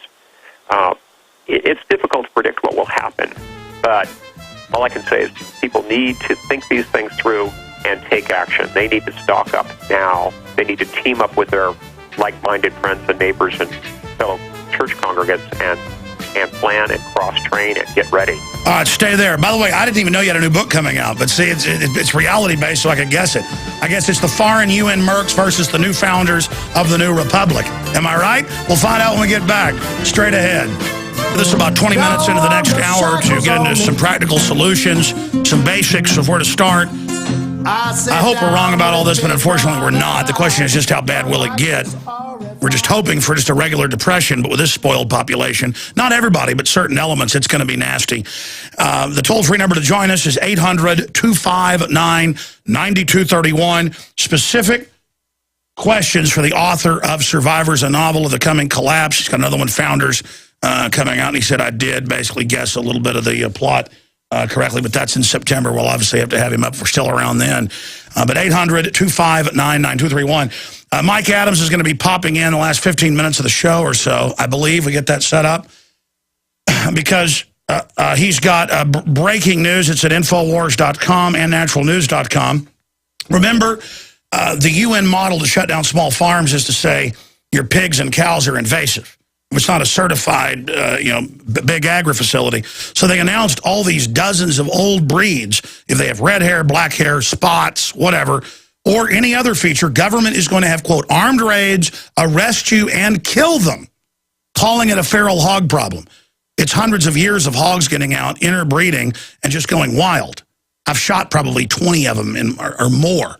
I mean, we've got a family ranch infested with them. But that's not our pigs. We used to raise regular pigs out there, the regular old pink ones or and others, I forget all the names of them. The point is that now they take that and use it as a way to create a new revenue. People said, oh, they're not going to go on farms and kill them. Don't be a fearmonger. It's happened. Michigan government unleashes armed raids on small pig farmers, forces farmer to shoot all his own pigs. Armed raids, it's all happening. It's at Infowars.com right now by Mike Adams.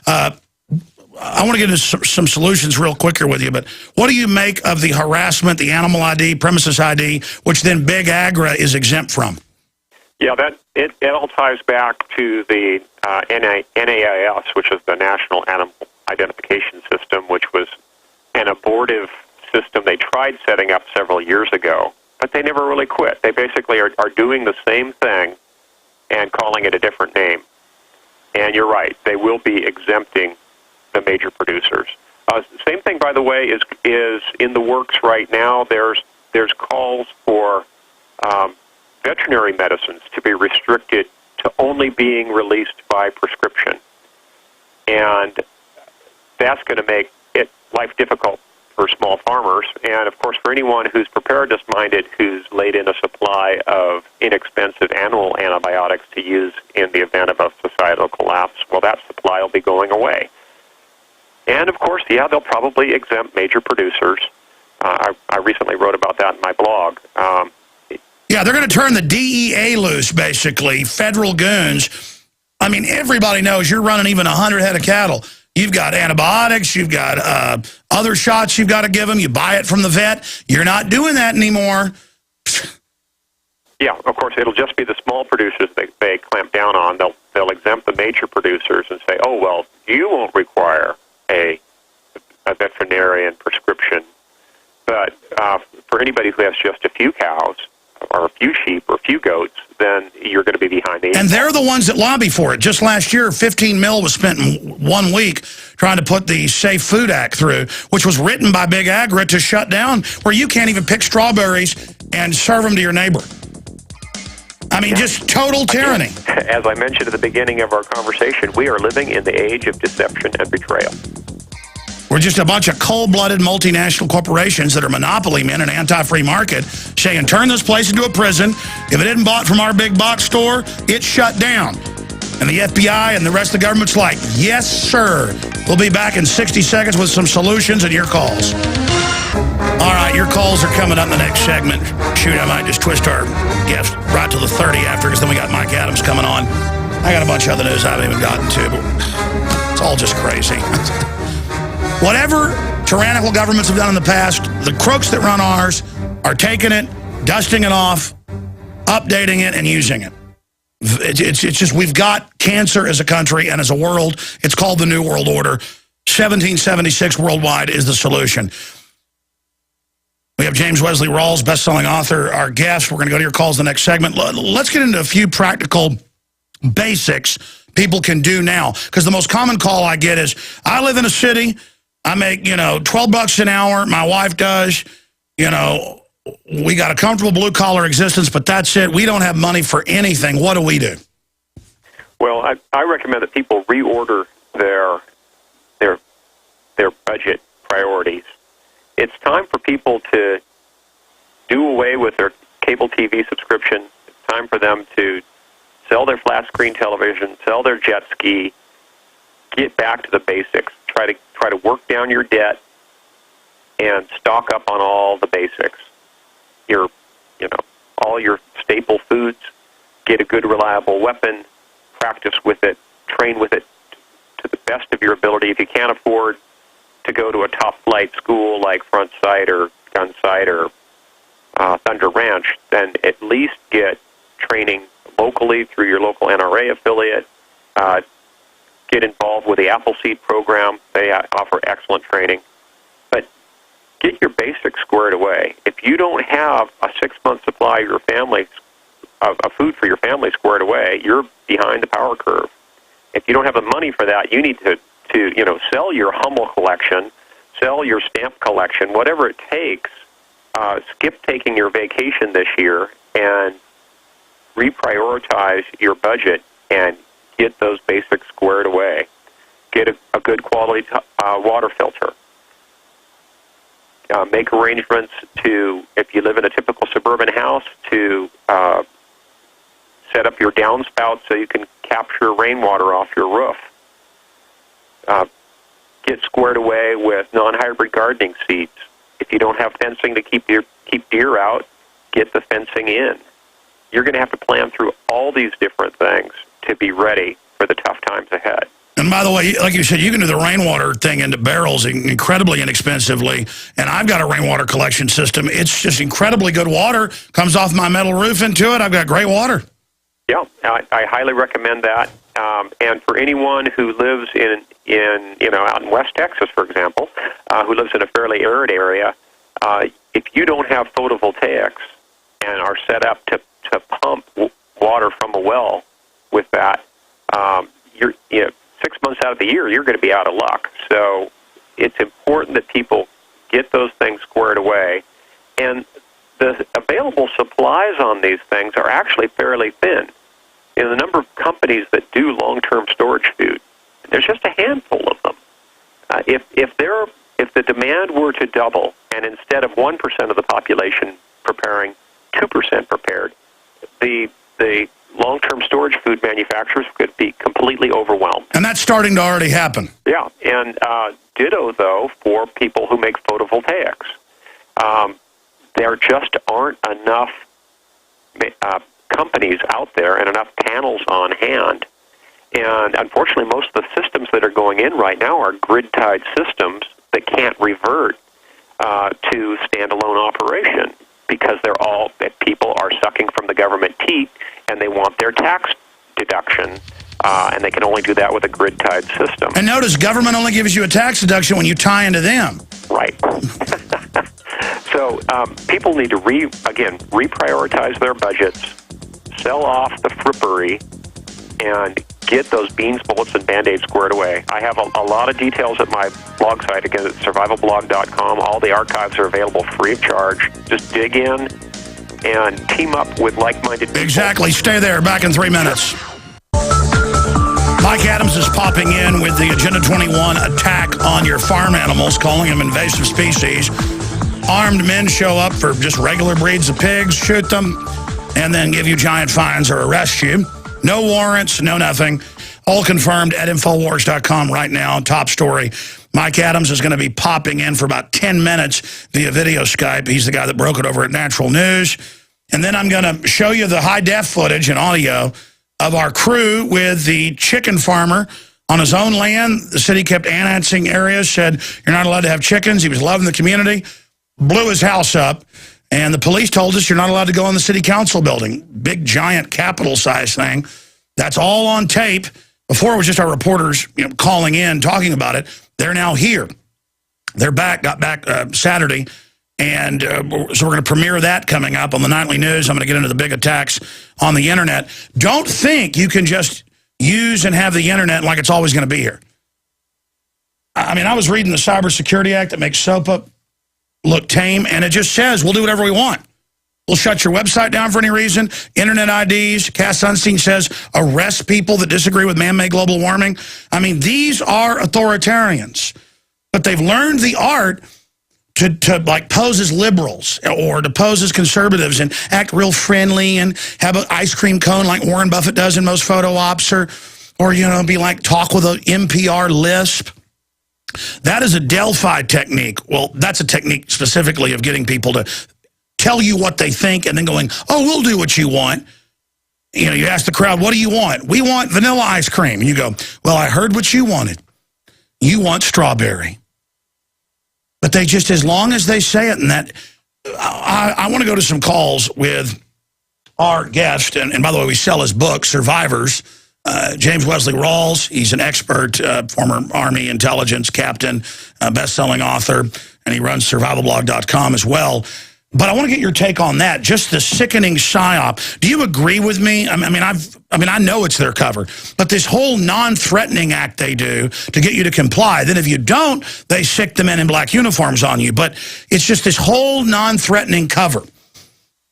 Yes, I agree. The modus operandi seems to be, it's what Mark from Michigan used to refer to as the iron fist in the velvet glove. And what we're seeing is the velvet glove. We're seeing, all this mamby-pamby, green revolution, kumbaya, all this whole mindset of global village, all plays together to try to put a happy face on tyranny. That's it. Let's go to some phone calls. John in Texas, you're on the air with our guest. Go ahead. Thanks a lot, Mr. Jones. Thank you for doing all that you do. Mr. Rawls, I have a few questions for you. Sure, go ahead. One at a time, please. Okay, one at a time. Thank you. A bit overwhelming. If I try to talk to my family and try to warn them about things that are going on, things that Mr. Jones talk about daily, and I get laughed at, they call me crazy. I show them documents that I print off from a printer and show them. One of my questions is, when would it be time to say, if it's not going to get any better, it's going to get much worse? When is it time for me to abandon my home and go somewhere else?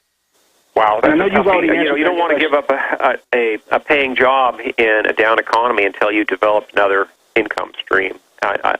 My blog is all oriented toward encouraging people to move to lightly populated rural farming areas that are well removed from major population centers. But, that's not going to work for everybody. A lot of people have either family situations or work situations where they have to stay where they are. If you can develop another income stream or find a job in a lightly populated area, I recommend you go ahead and make the move now. But to throw away a good-paying job in today's down economy, I think is foolish.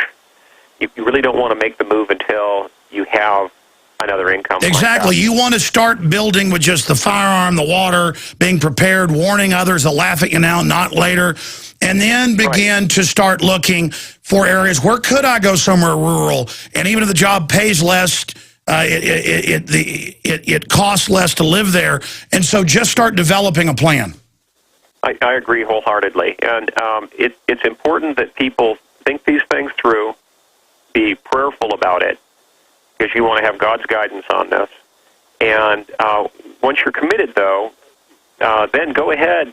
Then it's time to, go ahead, sell your house, make the move. And it's important to make a move fairly soon, because, I get so many emails from people who say, oh, well, I have this cabin prepared out in the woods in the Poconos or wherever, and I'll pull through just fine there. But people don't realize how long it takes to build up for self-sufficiency. You need to plant fruit and nut trees. That takes years. You need to practice gardening in that particular climate. That takes time and experience. You need to learn how to cook on a wood stove. You don't learn that sort of thing just overnight. So it's important that you make the move and start living. And you need to meet the neighbors, because because you don't want to even really at first be a little friendly, but you're really just getting intelligence on them. You'll find out who's good, and you'll find out also who's a little global minion. And believe me, they're out there too. Right, and if you don't want to be the expendable new guy, the guy who just blew into town at the 11th hour, just before everything fell apart, you want to become part of the community. You want to get involved in the local EMT or fire department, volunteer fire department, for example. It's important to be part of the community because you want to be seen as an insider, not an outsider. Exactly. All right, God bless you. I hope that answers your excellent question, John. And what about people that are handicapped? What about, they are going to be in deep trouble. Well, yeah, I get letters all the time from people who have sleep apnea, people who have chronic medical conditions. You need to plan ahead for all those. People who are diabetics, for example. I get the same questions over and over again from people who are diabetic, for example. It's like, well, how do I keep my insulin cold? Well, do you have photovoltaics? Or do you have a good old-fashioned Cervell propane-powered refrigerator? Or do you know how to go dig a 10-foot hole into the stone under your house to keep it cold in there? Right, yeah. People need to think these things through. If they have particular medical needs, they need to plan for them. Even just people who wear prescription glasses need to plan ahead. And there's places like Zini Optical on the Internet, I've linked to them on my website, where you can literally buy 4 pairs of glasses for $30. people need to think through their own particular needs, to their own particular medical conditions, their own requirements, their own physical conditions, the climates that they can handle living in, and so forth. Think all these things through. Yeah, just think about Katrina. The government can't and won't protect you. And if this country had 10 Katrinas at once, and that's kind of what a depression's like, it's just going to degenerate. I mean, you had many of the police there robbing local stores, folks. So in a lot of areas, obviously not like New Orleans, but, heaven help us. Because the government is trying to recruit either low-grade morons or criminals right now. And it's a big threat. Houston in Texas. That's kind of a pun. Welcome, Houston. Yes, I got a question for him. I'm down here trucking right now, and I was going to see if he had any advice for us truckers out here that say it went down right now, all electricity and all that went down. We couldn't get no fuel, no nothing, and we'd be, I'm running coast to coast, we'd be far from the house. So do you have any ideas what to do on that? Well, in terms of planning ahead for fuel, I recommend that people buy the biggest propane tank they can find. If they have any vehicles that are diesel engined, put in a big diesel tank. There's really no point in putting in a huge gas tank for unleaded gasoline because it doesn't store more than 3 or 4 years tops, even with a stabilizer. But if you've got the budget, stock up on propane because it stores indefinitely. Stock up on diesel fuel because it'll store for 10-plus years. You want to add an antimicrobial like Pri-D to it to make it store better. But fuel storage is crucial, especially for people who live up in the northern states. If you don't have 3 or 4 cords of firewood stacked up, you're behind the power curve. You really need to. Yeah, good old-fashioned wood is the way to go. And if everything starts crumbling, it's going to be hard to get the wood. So you need to get it now. Yeah, and people need to think ahead in terms of having gasoline for their chainsaws and spare chains and gas stabilizer and especially 2-stroke oil for mixing chainsaw gas. People will get this. That's going to be like gold. Absolutely. People that are obsessed with guns get obsessed about other things that you need to survive. People should be just as obsessed about communications equipment, about first aid gear, about fuel storage, about gardening. They need to have that same level of interest because if you're only fixated on guns, you don't have a complete set of preparations. In fact, you're setting yourself up to be part of the problem because if the only tool you have is a hammer, every problem looks like a nail. Okay, and if you only have guns, you're going to end up being part of the problem. You're going to end up preying on your neighbors if you can't garden for your own food or raise your own livestock. Yeah, that's really a terrible thing. It's what the studies that I know the U.S. Army's done them and other governments groups have done them. What is it? Within 7 days, most people without food become total criminals. Within 10 days, they start becoming just rampaging killers.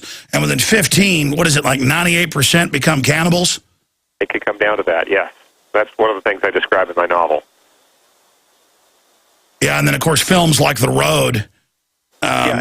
Unfortunately, if you really want to see human nature, The Road did a really good job of showing it at its real core.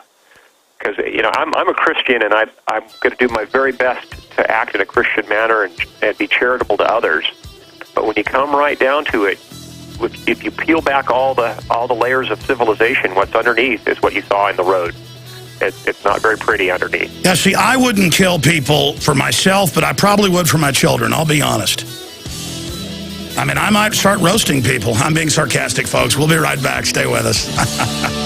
A totally jam-packed final 30 minutes here in the next segment.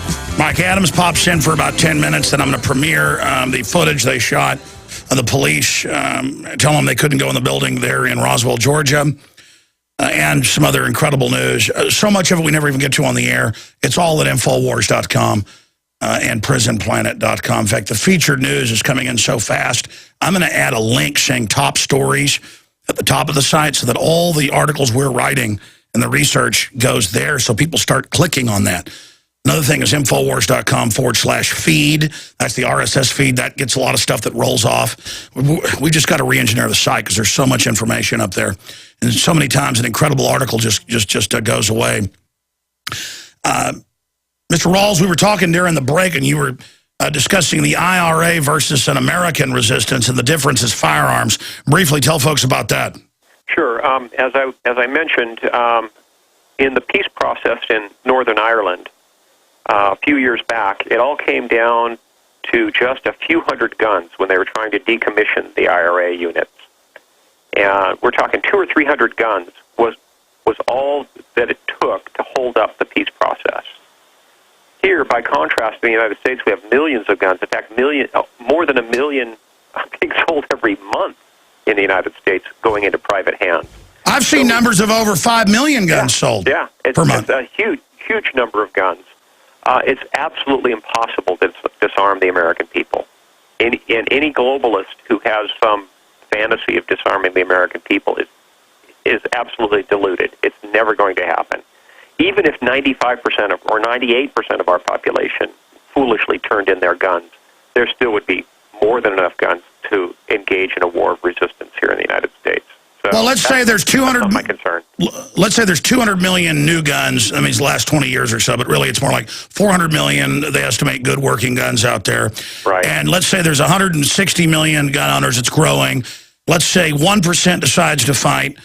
We're talking about, what is that, 1,600,000 people? Yeah, that's 4 times the size of our military. I mean, the numbers would be totally lopsided. And for a guerrilla warfare situation, you don't even have to fight at a 1-to-1 ratio. So there's absolutely no way that, and I described this in my novel Patriots and in its sequel Survivors, there's no way that the American people could ever be disarmed. And even if there is an attempt to disarm them, they'll I was about to say a war that can't be won. It'll be a guerrilla war that there's only one logical conclusion, one inevitable conclusion. That is that our constitutional republic will be restored. Well, the enemy's using PSYOPs instead, but that's not working anymore. Congress has a 9% approval rating, and I don't ever want it to go to this, but let's say they arrest Alex Jones, disappear me. You know it's a hardcore tyranny. All this just continues. They start trying to come and pick people up. If you've got 1%, and it's going to be way more than that, I think it'll probably be 10% of gun owners at some point will resist. But if 1%, 1,600,000, went out and simply went after one bad guy, and then never were seen again. You know, boom, talking about Mark Corney, he uses the moose hunting license. You have to get in a lottery just to maybe get the moose hunting license. It's not like, my point is they always say, oh, the military, all these weapons. Most of the military I talk to are awake and on our side more than the general public. And so this idea of, oh, we can't fight the government if it comes to that, I don't want that because the globalists will sit offshore and let the Civil War drag on. I would rather, with the truth, psyop them and get them to join reality. But if the system goes to some Soviet Russia type deal, this is not going to be like the NKVD and nobody would stand up to them, and Alexander Solzhenitsyn bemoaned that.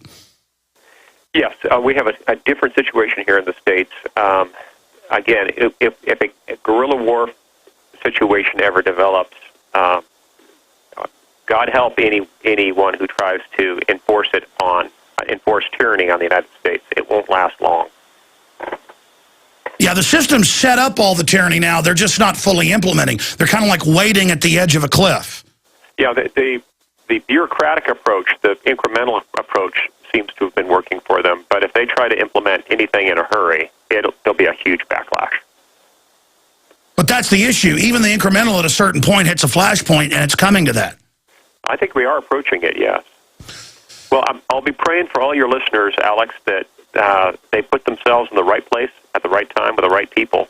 Yeah, we didn't even get to many of the calls. Promise us in the next month or so you'll come back and just take calls. Okay, I'll be happy to. Let me say bye to you in the break. Folks, get his book at Infowars.com or at bookstores everywhere. Survivors, a novel of the coming collapse. Great to give this to friends and family to get them thinking. Available at Infowars.com or survivalblog.com. We'll be right back with Mike Adams and more. Back weeknights, of course, with Infowars Nightly News, 7 o'clock every evening. I'm going to have some special reports tonight. And Aaron Dykes is also going to be on the show. And we have some of the Oklahoma City investigators there with April 19th coming up, the date of the United Nations globalist bombing, so they could demonize the American people. Just a brief interview now, breaking news at naturalnews.com. It's also one of the top stories at Infowars.com. And that is, Michigan government unleashes armed raids on small pig farmers, forces farmer to shoot all his own pigs, saying they're an invasive species. And they wrote it where they said black hair, brown hair, red hair, or any other trait they say could be connected to being feral, they kill them.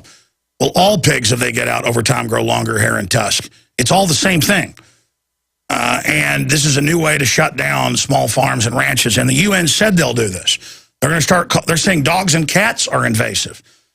So without warrants, they did this. It's amazing. Joining us from his evil farm is Mike Adams, the health ranger. Mike, we were conspiracy theorists saying the law read they were going to send armed people out without warrants and kill pigs and arrest people. But it's now beginning. Instead of stopping the feral pigs that have been out there for 100 years, they're saying pigs in pens are bad. Government uses any crisis for a power grab. Mike Adams. Yeah, 1 week ago, Alex, we had Mark Baker on your show. He was one of the featured guests, and he described what was happening there in Michigan. And I remember seeing some of the comments. People said, oh, this can't be true. It's a conspiracy theory. Well, as it has happened in the last couple of days, just over the weekend, the DNR, that's the Department of Natural Resources in Michigan, has conducted 2 armed raids. Now, they left alone Mark Baker because he was willing to speak out and because he said, I'll be waiting for you. And he was waiting for them. So they selectively targeted the weak and the helpless. In this case, senior citizen farmers. A man who's about 65 years old, they targeted his farm. And he has a worker who's 75 years old who they interrogated. They brought in 6 vehicles, 10 men with guns to conduct this raid. And in anticipation of that raid happening, one of these farmers had to go through the heart-wrenching activity of putting a bullet through the heads of his own pigs in order to avoid being arrested as a felon before the DNR arrived. So what we have now, Alex, let me give you the names and the facts of this case. In Kalkaska County, one raid conducted at Fife Lake is the town name. The rancher there is Dave Tuxbury. Another raid in Sheboygan County at Renegade Ranch. Ron McKendrick was the victim farmer targeted there by the DNR. He is going to appear in court this Friday. There's a hearing in Sheboygan County. And all those listening who can attend and help support this are invited to come there at 9 a.m. There's going to be a court hearing. And he's going to present a legal strategy to try to fight back against this total outrageous tyranny, something that I'm calling domestic terrorism by Michigan government thugs. These people need to be arrested, Alex. That's what's happening in Michigan today. That's right, and that's what they said in the law. They said felony charges, arrest, huge fines, and we'll come on without warrants and kill them. So instead they just said, we're going to be nice. Kill your pigs and we won't arrest you. And again, I read the law on air weeks ago. It said any characteristic that we say, even if it's not recognized as, quote, being feral. And they say black spots, brown hair, red hair. I mean, there are hundreds of breeds of pig that look like that. You see them, I took my kids to the livestock show. There were pigs with black hair, pigs with red hair. And of course, these wild pigs get out, breed, but it's not the people who have pigs that they say might have characteristics of a feral hog that are causing the problem. I mean, this is so amazing how there is a feral hog problem across the country, but instead of saying, hey, folks, you see feral hogs, kill them, having a public service announcement, instead they just say, it makes you a crime. You know, they can't find enough folks to bust for illegal drugs the government ships in, so now it's your invasive pig, or it's your animal ID, your premises ID. But remember, Mike, we were wrong to warn of this, but now it's happening. It's absolutely happening. Remember, a feral pig is merely a pig outside the fence. So these pigs were inside the fence. They were domesticated. They were livestock. They've been raised year after year for a long time. So now we have the state of Michigan criminalizing livestock. They are a gang of unindicted criminals running loose with guns across the state of Michigan, forcing farmers to murder their own livestock. And there's no indication that they're only going to stop with pigs. They could do this with birds, with chickens, with certain types of cows, with goats. They could just add to their list and go around murdering, just slaughtering animals all across the state. Let me explain this for the people who don't understand farming. The beautiful Texas Longhorn is really a 3,000-year-old. They think it goes back even before the Romans, but at least 2,000-year-old Roman breed of cow, bovine, that was then brought into Spain by the Romans. The Spanish then, 500 years ago, just like horses, brought them in. They went wild like Mustang horses that are identical to, you know, regular breed of horses. You can capture them, domesticate them, breed them, make great workhorses, some of the best. You know, great range horses for riding fence. That is called an invasive species because it's a feral cow. They're actually pretty well behaved and a good breed to have, very handsome as well. The point is, and they can live on scrub brush, a very hardy cow. It's a Spanish cow, but it even goes back to the Romans, like the bull mastiff dog. They take pigs that were domesticated, they get out, they're wild, and now they're saying if your pigs look like what wild pigs look like, we're going to kill them. And then the guy who goes on your show, my show, when you were sitting in, they raid him. They picked him as an example. That's the breaking news here, Mike. No, correction there. They avoided him. They raided other farmers who they saw as more vulnerable who weren't speaking out. I was confused then. I thought you were saying it was the same guy. Oh, no, he was the guy warning about it. Right, I may have misspoke. Mark Baker at bakersgreenacres.com, he was left alone because he said, we're waiting for you, and he went public and he filmed the video with his family and the farm and everything, so the DNR wouldn't touch him. Instead, they went after other friends in the industry who are also raising pigs who they saw as defenseless. So another legal tactic that they use, Alex, is the state DNR officials could not get a warrant in the counties where the farms existed, so they got warrants in other counties and then used that as an unconstitutional justification to come in and trespass on their property, to violate their Fourth Amendment rights, and then force them to make sure that they'd slaughtered their own pigs in order to avoid being arrested as felons.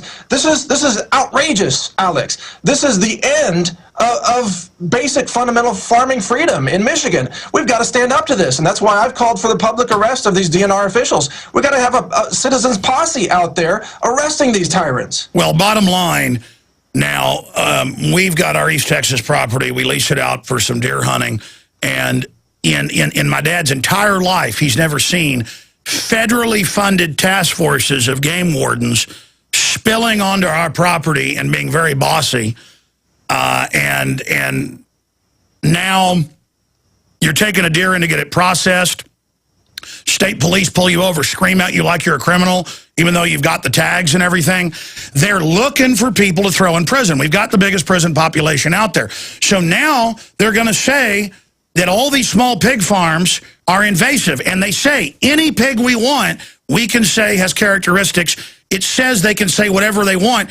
And who's funding this? Big agro wants the small chicken producers shut down on record. They're financing that. They want small beef production shut down.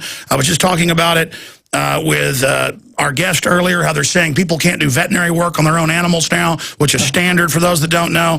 It's all Agenda 21, and that's what's happening here. They say in Agenda 21, all farm animals are invasive, and they want to abolish the practice of eating meat and are brainwashing school children right now. It's all happening. It's part of the takeover. They've done it in Europe in many areas. We have got to resist this legally and lawfully, Alex, in great contrast to the new Black Panthers who were calling for shooting Whitey and so on. What we are calling for, at least what I'm calling for, is the legal, lawful, armed citizens arrest of these renegade government tyrants who are slaughtering the livestock of farmers who are operating under complete compliance with USDA regulations and even existing Michigan regulations for farming. They're not doing anything illegal. You'd think they were running drugs or cooking meth or something by the way they're raided at gunpoint, but no, they're just raising livestock.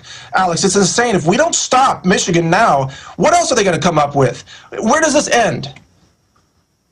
Mike, we're going to have to get an update from you tomorrow here on the radio, maybe even the nightly news tonight. This is just incredible. But again, people said, oh, you're misinterpreting that. That's not going to happen. They'll never have IRS checkpoints and not let you travel if you hadn't paid the, quote, tax. Now it's passed the Senate and the House. They'd never secretly arrest Americans and kill us, now law. They'd never spy on us without warrants, now law. I mean, there is no doubt that they have sent out swarms of agents to eat out our substance. Mike Adams, thank you for breaking this information. Thank you, Alex. Great to join you today, and a great guest you had on earlier with James Wesley Rawles. Awesome guy. Thank you. Well, so many great people out there fighting this tyranny. We're going to do it together. Okay, I want to go to this report. People kept saying, show us the video of the police saying you can't film in Georgia. They're in the town where the man had the chickens and the Agenda 21 zoning said it was going to be a green space. He kept beating them in court. They said he couldn't have chickens, so his chickens all got poisoned, and then suddenly his house blew up.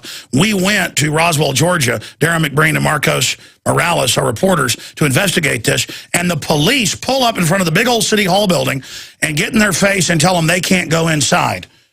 And then they watch other people go inside and take photos and stuff. So here is part of that report with Darren McBreen and Marcos Morales from Georgia. The proof that the police did this like it was North Korea. Here it is. Ken, you could record me, right? I'm not recording you. Okay. I have no reason to record you. All right, so in order to talk to them, do we have to write something first, or I don't understand? We're with KLBJ and Free Speech Systems in Austin, Texas. Give me a card, show me your credentials, and I'll run it up the pole for you. 922 Sierra 2.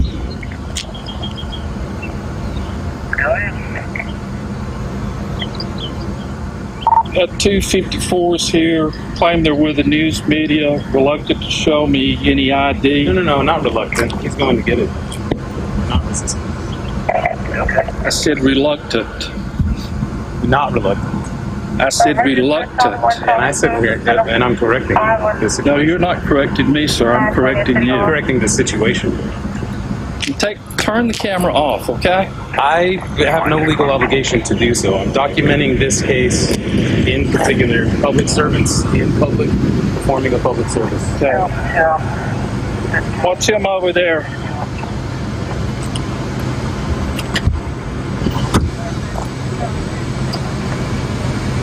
You're the one carrying the camera. I'm just the cameraman. Just need to see your ID, sir. My identification? Yes. On what basis? I'm not infringing on any private property. You're bringing a camera onto the property. You do not know who you are. I need your ID, please. On what basis, though? Sir, if you need my press pass to show that we're press, this guy is the press, and I'm the cameraman. Go stand in front of the Jeep, please. I want to be over here where I can talk to you. All right. 1, 2, 3 cop cars. Compliant on public property. Nobody in there in City Hall, and I said, well, and he said, but there's a spokesperson, Marcos, that you talked to? Yeah, so I said, well, let me go talk to her, and I'll just ask her a few questions. Mm-hmm. And then this gentleman... Yeah, he just went up to talk with Julie Bregbill. I told you to quit filming me. Yes, sir, but you're a public servant on public property in a public place, and we are media. How are you doing? Good, how are you doing? We're not trying to be resistant. We're not trying to be... I understand. We're just doing our job that we've been sent out here to do. Give me ID as well as he did. No, sir. No, sir. You asked for a press pass. I had to come back and get it. You asked me for a press pass, not ID. And we aren't breaking any laws. So I didn't say you were breaking laws. I said we have policies. You said it was regarding cameras on... Yeah, we don't allow it without a permit. I don't know that you were with the press. I told him to turn his camera off. But the credentials are there. A permit for a camera in America. Here's what I can tell you to do. Okay? What I would do is contact you. And that's the person he talked to? I have no idea who you talked to. Yes. Man, I just tried to walk into City Hall. I didn't know it'd be create such a fuss. Brunette lady, short hair. Yeah. That's why we're here. We're here to figure all these facts out. Well, if you would have said that to begin with, then I could have referred you to the right place. But I believe you talked with Julie, and she sent you away. She didn't send me away. She didn't tell me to leave. She didn't express any interest in me not doing it. Did you not ask her if the city council was here? That's exactly And what did she say? She said they're part-time. They're not here. So I said, okay, let me go out. And in my head, I didn't tell her where I was going. She didn't tell me to leave. In my head, I decided I'm going to go out and confer with my reporter to figure out the next move. Okay. And in doing so, we decided we should go back in there and ask her if she wouldn't mind us shooting some footage. You know, another thing I'm curious about, like you said, we had to be authorized media, but why wouldn't a person with a video camera, like I'm from Austin, Texas, we have a huge city hall, and we could walk in with cameras and just, hey, how you doing, sir, and talk to people up the stairs, inside the building. So imagine our surprise when we're just blocked right away. What are you doing with those cameras? It's just kind of odd to me. Yeah, but Can't answer that, sir. Okay. I'll be honest with you. All right. Are we allowed to videotape the building, for example, for like a B-roll or something? I mean, is this privately owned property? And I would check with Julie. Yeah, in Georgia, really, there's no publicly owned property. Everybody owns something, as far as property.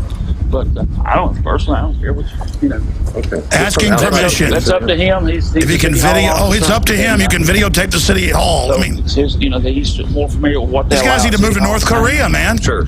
And if he tells you, he'd ask you not to, then Okay, so you wouldn't be comfortable with us videotaping the building? Hit pause. I'm not comfortable with you videotaping the building. And in Georgia, there's really no public property, boy. This is where Boss Hogg's from and Roscoe Pico Train. We're just here to investigate the guy that had chickens and his house blew up, and it says the UN Agenda 21 was taking it for Green Zone right here in the city council. We like to go in the city council and talk to people. No, sir, you're not going to do that, boy. Back it up to where he was saying that. Well, we're running out of time. Well, I want to air this again tonight on the Nightly News, okay? We're going to come back, and we'll play the end of this and the rest of it. And then they tell him, you can't go in the building. And Marcos is so polite. He went in there, and he's like, is it this big building or that one, city council? He's like, who are you? He's like, oh, I'm just with the press here to cover. She goes, okay, well, no, it's that building right there, which, by the way, he was in the right one. And he comes back out, goes, come on, Darren. All of a sudden, 3 cop cars zoom up. What'd you do? Turn that camera off. What do you think? This is America? We don't allow cameras in North Korea.